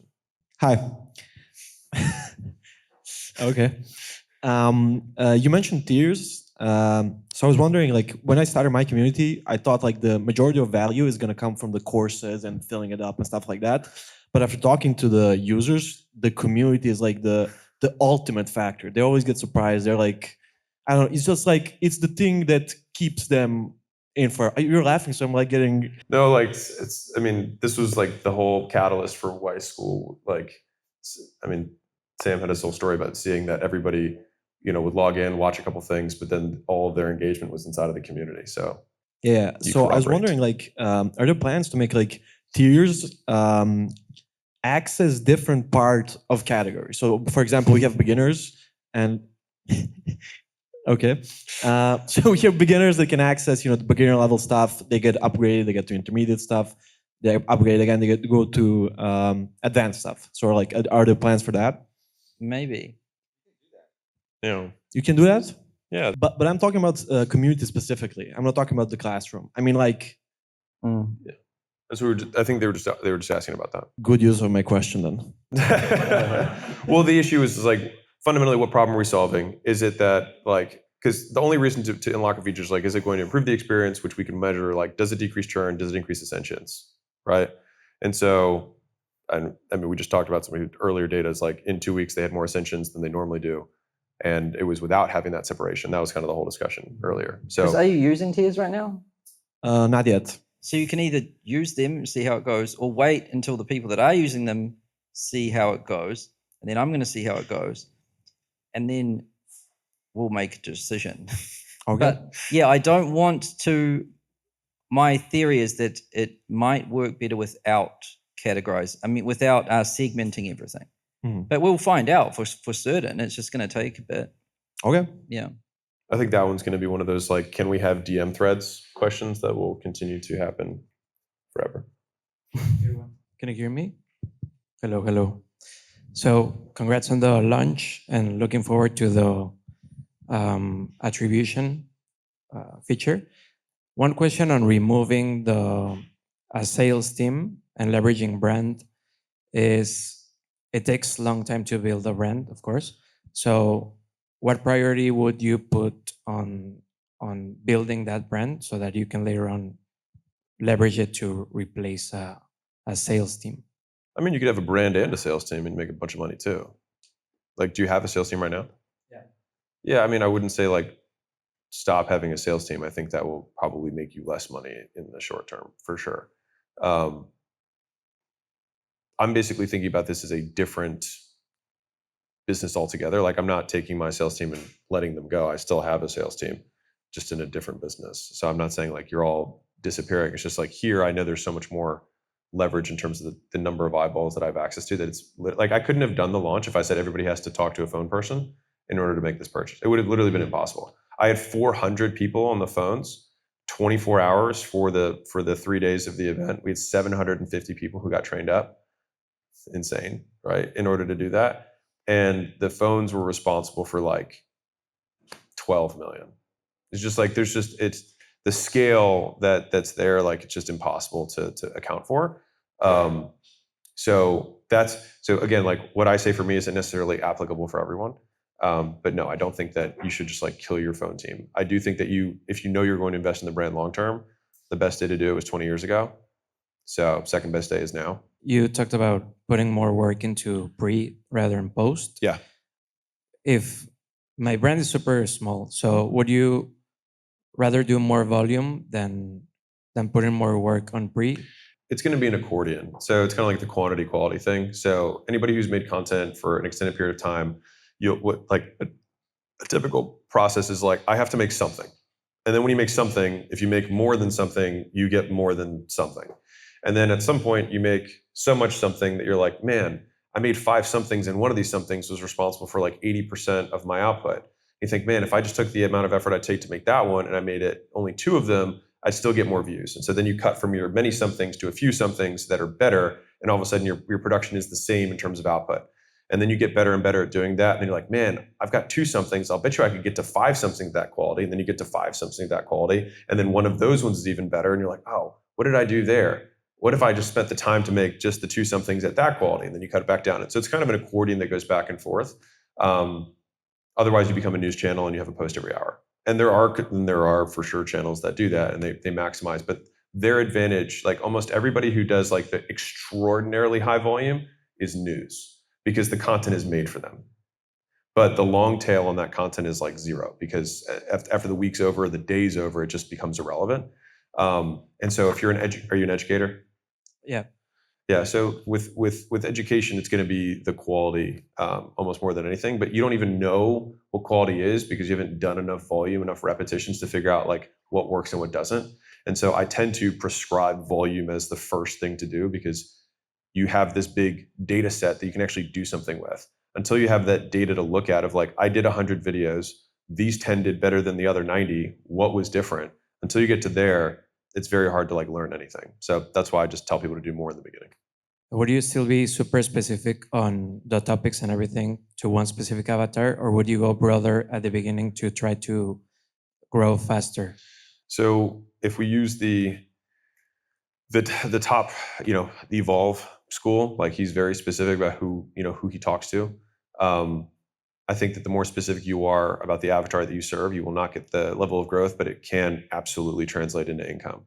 So I wouldn't be super obsessed with that. There's the number of like $1 million businesses that I've seen that have less than 5,000 followers and still do everything organic. Like I've run out of fingers. There's a lot of people who just focus. Like the classic example that I give is there was a lady that I met who talked about how to bill insurance as an RN.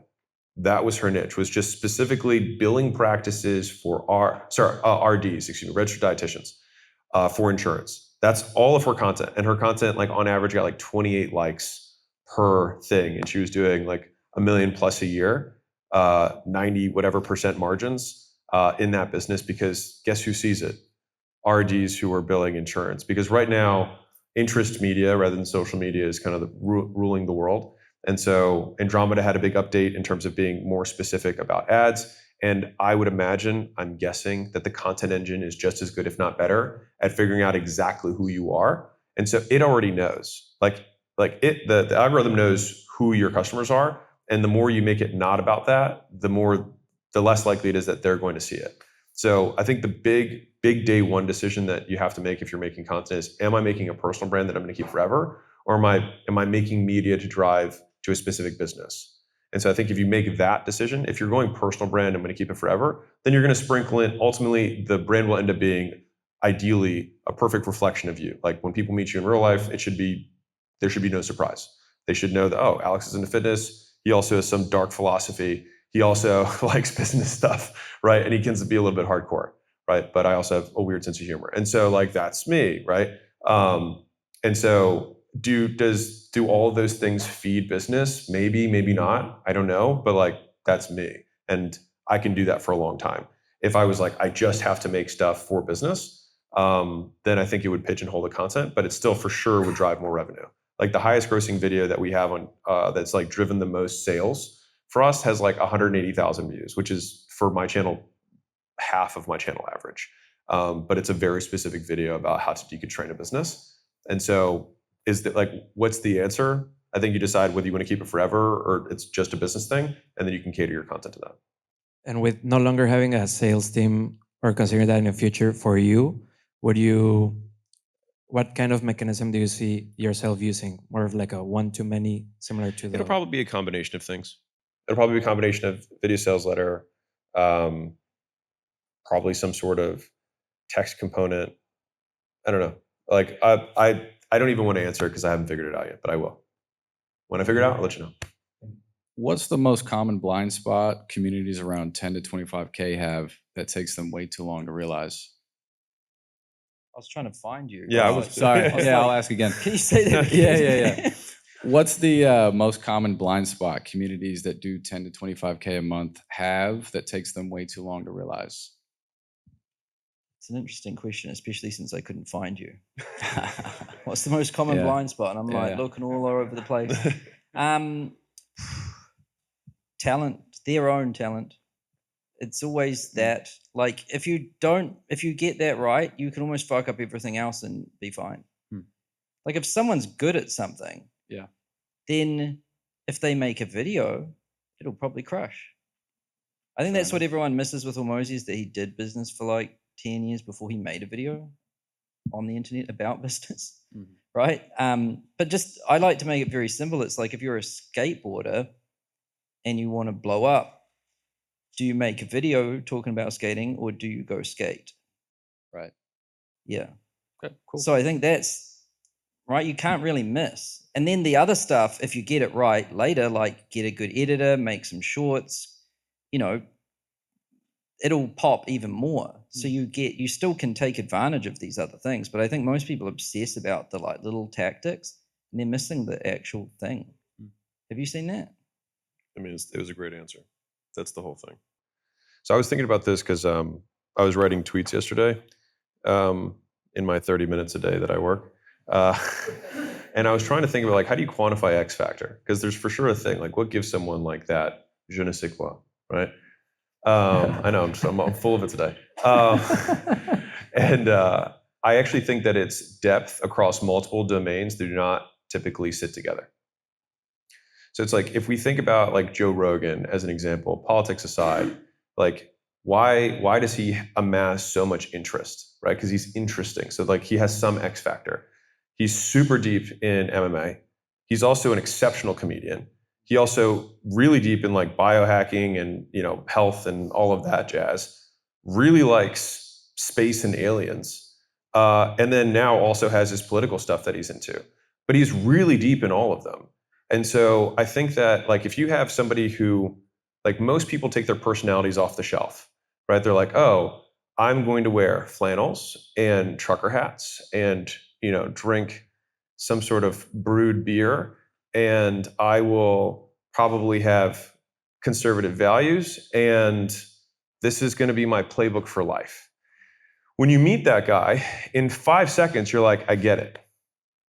Not very interesting. It's a pattern match. It's like, oh, this guy can't, like he bought his personality off the shelf. He didn't want to think about it for himself. And so he just everything. Now, if that same guy all of a sudden was like super like pro gay rights, just throwing it out there, not to be political, but I'm just saying like that would be not, you wouldn't have expected that. And then if that guy has some sort of like philosophical slant that shows a lot of depth of thinking that you wouldn't have expected, you're like, huh, I didn't expect that. And so all of a sudden your brain goes, huh, this does not match the pattern that I expected. I was not able to predict this.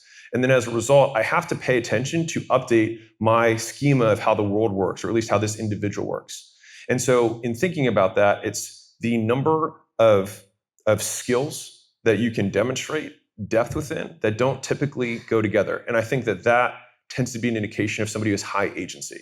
So they're able to make up their mind on their own independently. And when you do end up thinking for yourself, you end up being very unique because you're not, oh, I'm a Republican and they have these list of things that they believe in, or I'm a Democrat and I have these list of things that I believe in, or I'm a country guy, or I'm a musician, or I'm a whatever, and I will then follow all of these other things. It's the, it's the guy who's, well, I'll just leave it there. You get the idea. I'll stop.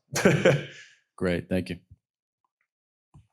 And if you have talent and that, it's pretty good. Yeah. So my question is in regards to the correlation between content and context, right? So we said again, the whole big thing here is that there's a community aspect. In terms of content, so whatever courses and all that stuff, most or many communities have a starting point of a quick win, 10 days to this, 90 days to that, 10 kilograms and whatever. So if I'm looking at retention after that, again, it comes back to your question of, oh, I have to put more courses in, more content. What would you say can drive more retention on a long term where the base of the content is framed in a time frame? I think you're talking about like promises. No, so like I have a community, 90 days to lose 10. It's like what happens can- on the 91st day. Exactly. Like how to actually keep people Well, it inside. converts better, right? But it will also have higher churn. It's a trade. The more you promise, the lower the bar for saying yes, but also they have less reason to say yes, and so they have more reason to say no, which means they'll leave. It's a trade. Like the perfect world is one where you say, I will promise you absolutely nothing.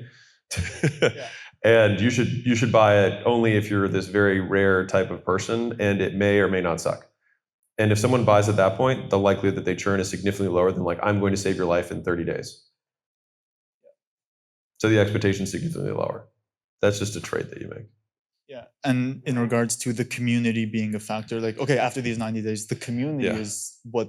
So two things. So one is the qualifications piece that I was referencing earlier. Are they staying for other people? Or are they staying for you? If they have to stay for you, then you always have to be generating stuff. If they stay for everyone else already does the generation on their own.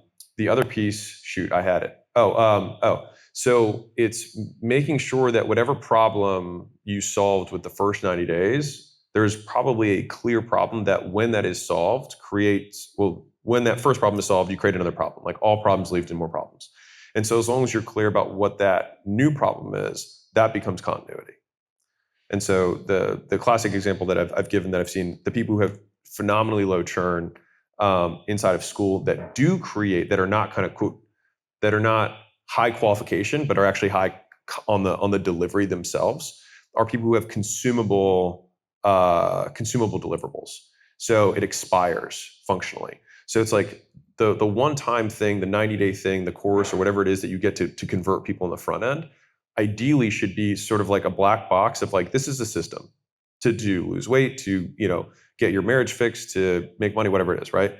This is the system.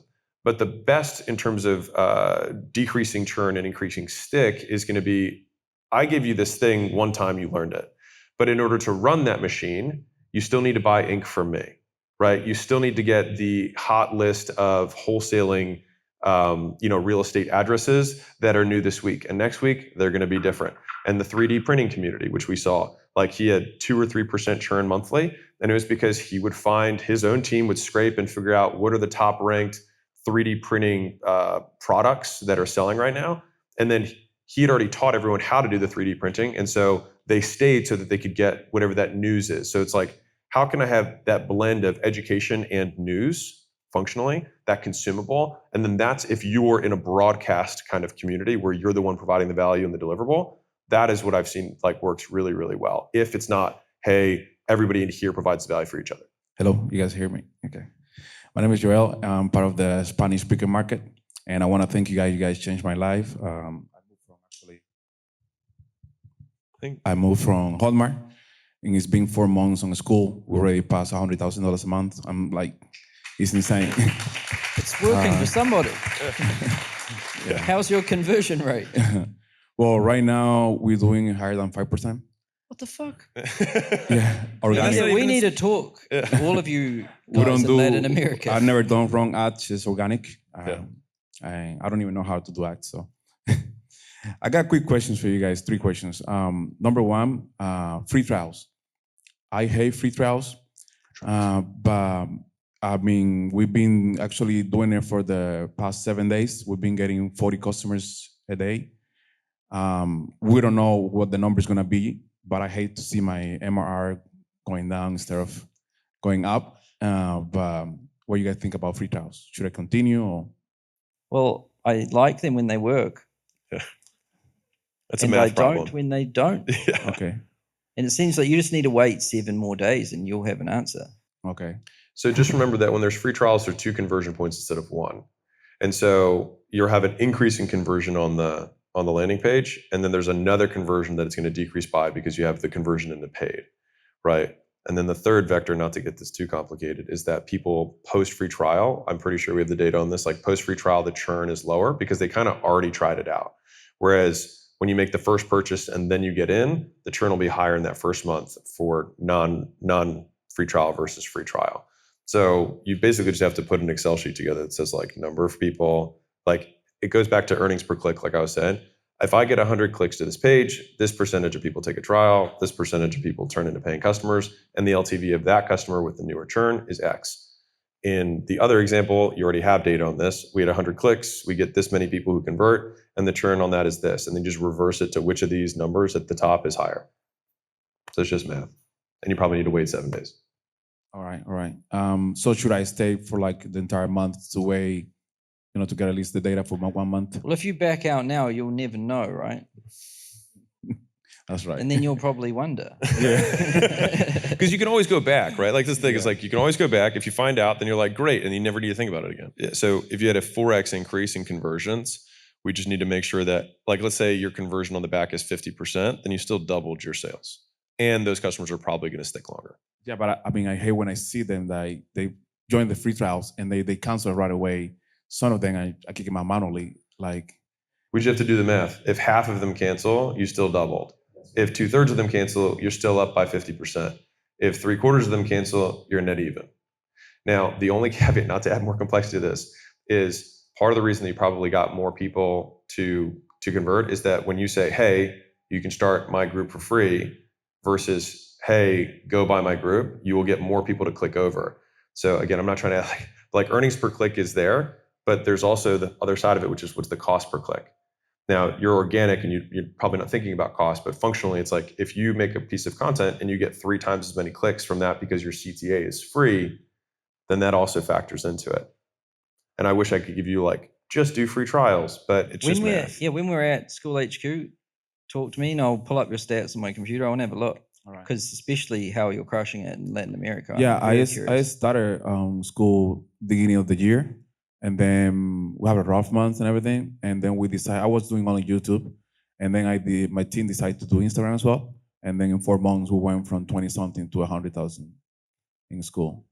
And community likes Skool a lot. Like, even my wife asked me, what is Skool? And I say, it's just like Facebook for people who want my money. But it looked like Facebook, but it's like my clients are erasing the app from Facebook and using the Skool. Like, it's a lot better. Well, congrats on going from 20 to 100,000. Thanks. And I have, thank you guys. I have another question about affiliates. Will you guys consider about doing, instead of 1 level of affiliate, 2, 3 levels of affiliate? You can't legally in the US. Okay. I didn't mean to answer but like, it becomes so there are MLM, literally. Yeah, it's literally an MLM. Yeah. So you're limited legally. Okay, that's good. And the last question is about recurring payments. That's my mark right there. Most of my customers are from Colombia, Mexico. Some of their banks, when the card is debit card instead of credit card, the first payment goes through, but the recurring payment does not go through. We've been facing that a lot. So is something that you guys could do to help us with that? And the currency will definitely help. I think that's part of it. But are they used to paying with cards or another payment method? Card. Okay. Yeah. So yeah, like we're aware of it. Let's talk about it today too. Because I'm actively working on this right now, by the way. So I'm very interested. But the currency, if you charge in local currency, authorization rates go up, right? That's part of it. But there's some other details too. So we're aware of it. We're definitely going to make it better. Let's talk about it. It's amazing that it's not in their language. It's not in their currency. It has all these issues, and yet still. So imagine what it will do if it didn't have those problems. When it comes to qualifying, obviously that happens on the front end of like when somebody joins. What do you do for the people that are already have been in for a while, and were maybe not qualified properly? Well, I think it's a question of like, do you want to still serve them? Like, are they paying? Do you want to still serve them? I feel like this is a question I go back and forth on. Like I would like to, but then I look at like the overall group and I'm like, it definitely hinders. Like they take up a lot more time on the group calls. They maybe don't apply the things that other people are applying. Right now, there's probably like 2 people that you have in mind. Yeah. Yeah, I would just kick them out. Okay. Like, how many people? Sometimes you can just tell them like, "Hey, look, change this," or warning first. Warning first. Don't just like boot them, but like warning. Yeah. my whole thing is if I even have to think about them, and if I even for a moment I'm like dreading doing something, that's where it immediately I know that problem has to be removed. Yeah. Because if they make you dread what you do and they're taking up thought cycles, like that's a waste. Yeah. Yeah, it brings a lot of anxiety to the calls because I'm like, I hope Tom I know doesn't this show up. person. Yeah, I mean, just because they take up so much time, and then you sit But there. what and you're about the like, time after the call where you're Right. thinking about it? right? Yeah. Yeah. And it definitely ruins the call for everybody else, but Right. like it's for you and them. And they're going to be thinking about it after the call too. Yeah. Yeah. Yeah. Okay, that's helpful. Yeah, like warning shot, but after that, like you have to weed a garden, otherwise you get weeds. First of all, I want to thank Kirby because I was part of the 100, and before that, I was super confused, and now we're here. So thank you, Kirby. There's 2 shout outs. And everyone here as well.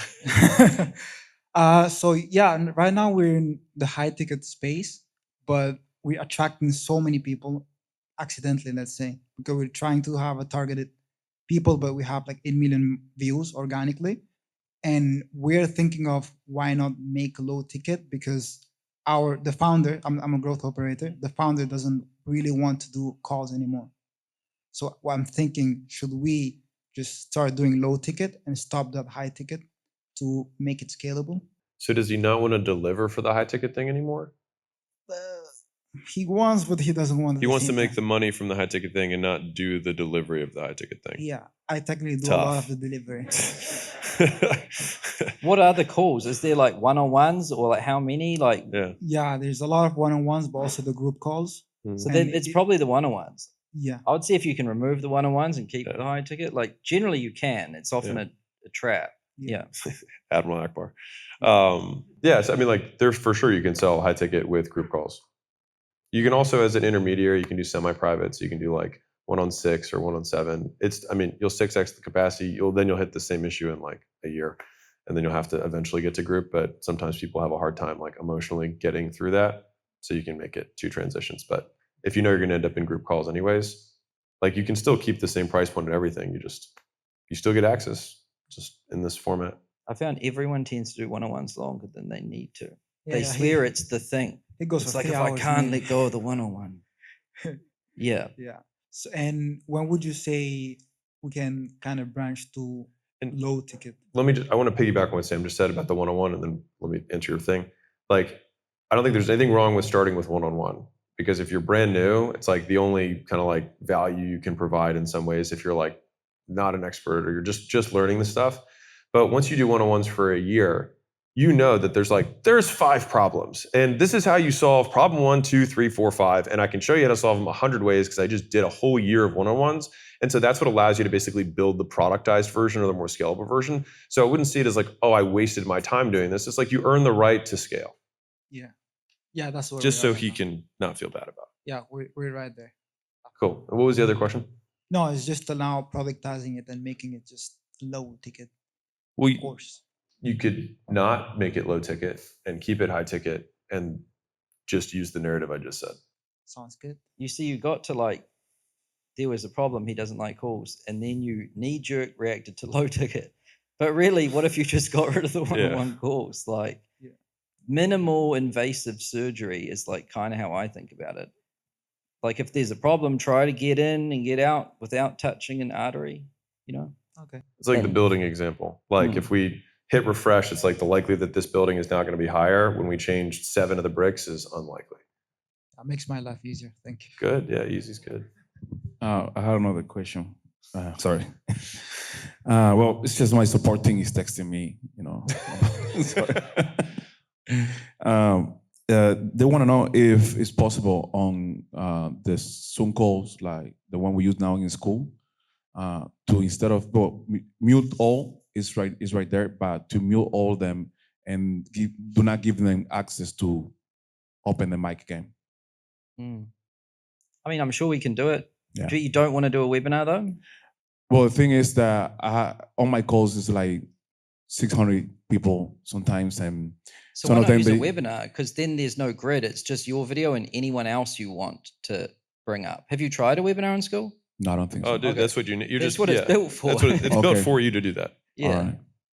We've solved that one. Thank you. I'll look into it. So I'm from the Fortnite gaming niche. So my question was about one-off products and one-off offers. I spent like 5-6 years just doing one-off masterclasses, very low ticket, like 25, 40, and how to transition that into Skool. I want to like swap my whole funnel into Skool. I really like the platform, and I think it would be good to swap all of those products into Skool. But what's the best way of doing that? Through tiers, like the guy at the back was saying, or through, I know you can do like classrooms that are locked and you pay for, but what would you say is the best way to Well, you won convert? school games. You must be doing something. What are you doing? I do YouTube, and then just, Well, I mean, on Skool, I mean, how are you doing it? that is just a $9 Damn.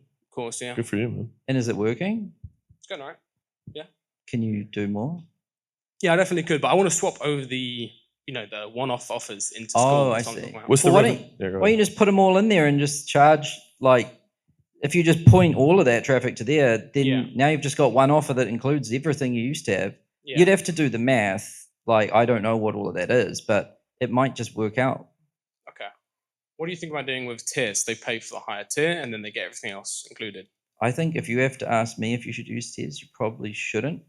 Okay. But if you really have a great idea for tiers, you should. What's the best way to add value with tiers? 'Cause I know a lot of people here just have a one-off offer. Because we talked about this yesterday, and you said, it's you've seen a few examples that didn't work. So how Well, I've I think done- we're not going to know if it works or doesn't, at least for another like 30 days, right? Yeah. So I've raised my price to $99 last year, and that was making it harder for me to grow because I mainly grow from cold traffic with ads, and that was just a little bit too high of a price point to keep scaling beyond a certain point.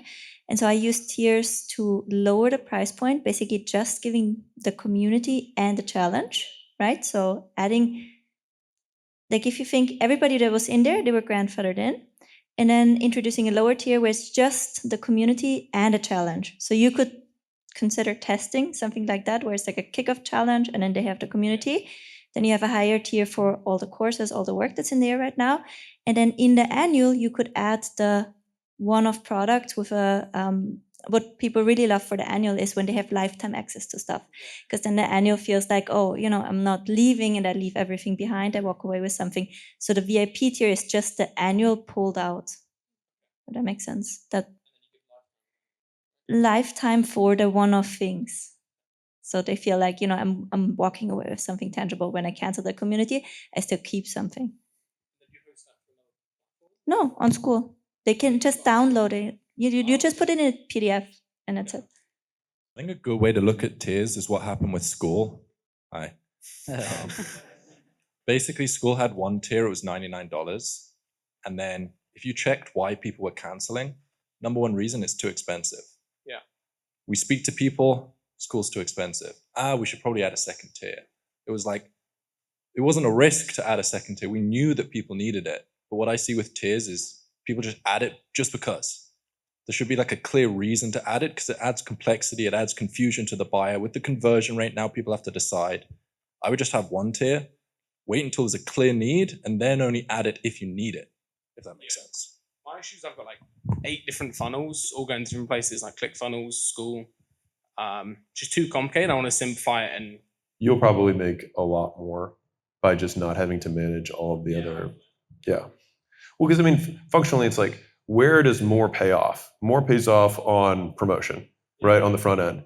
And then once you have the conversion mechanism, ideally, it's like, you just know the math of how many dollars you make on a click.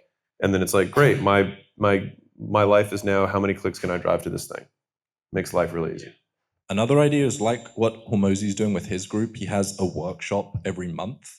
You could take all of those courses you were selling, put it in your classroom, and then unlock it month 1, month 2, month 3, so that people stay for a long time.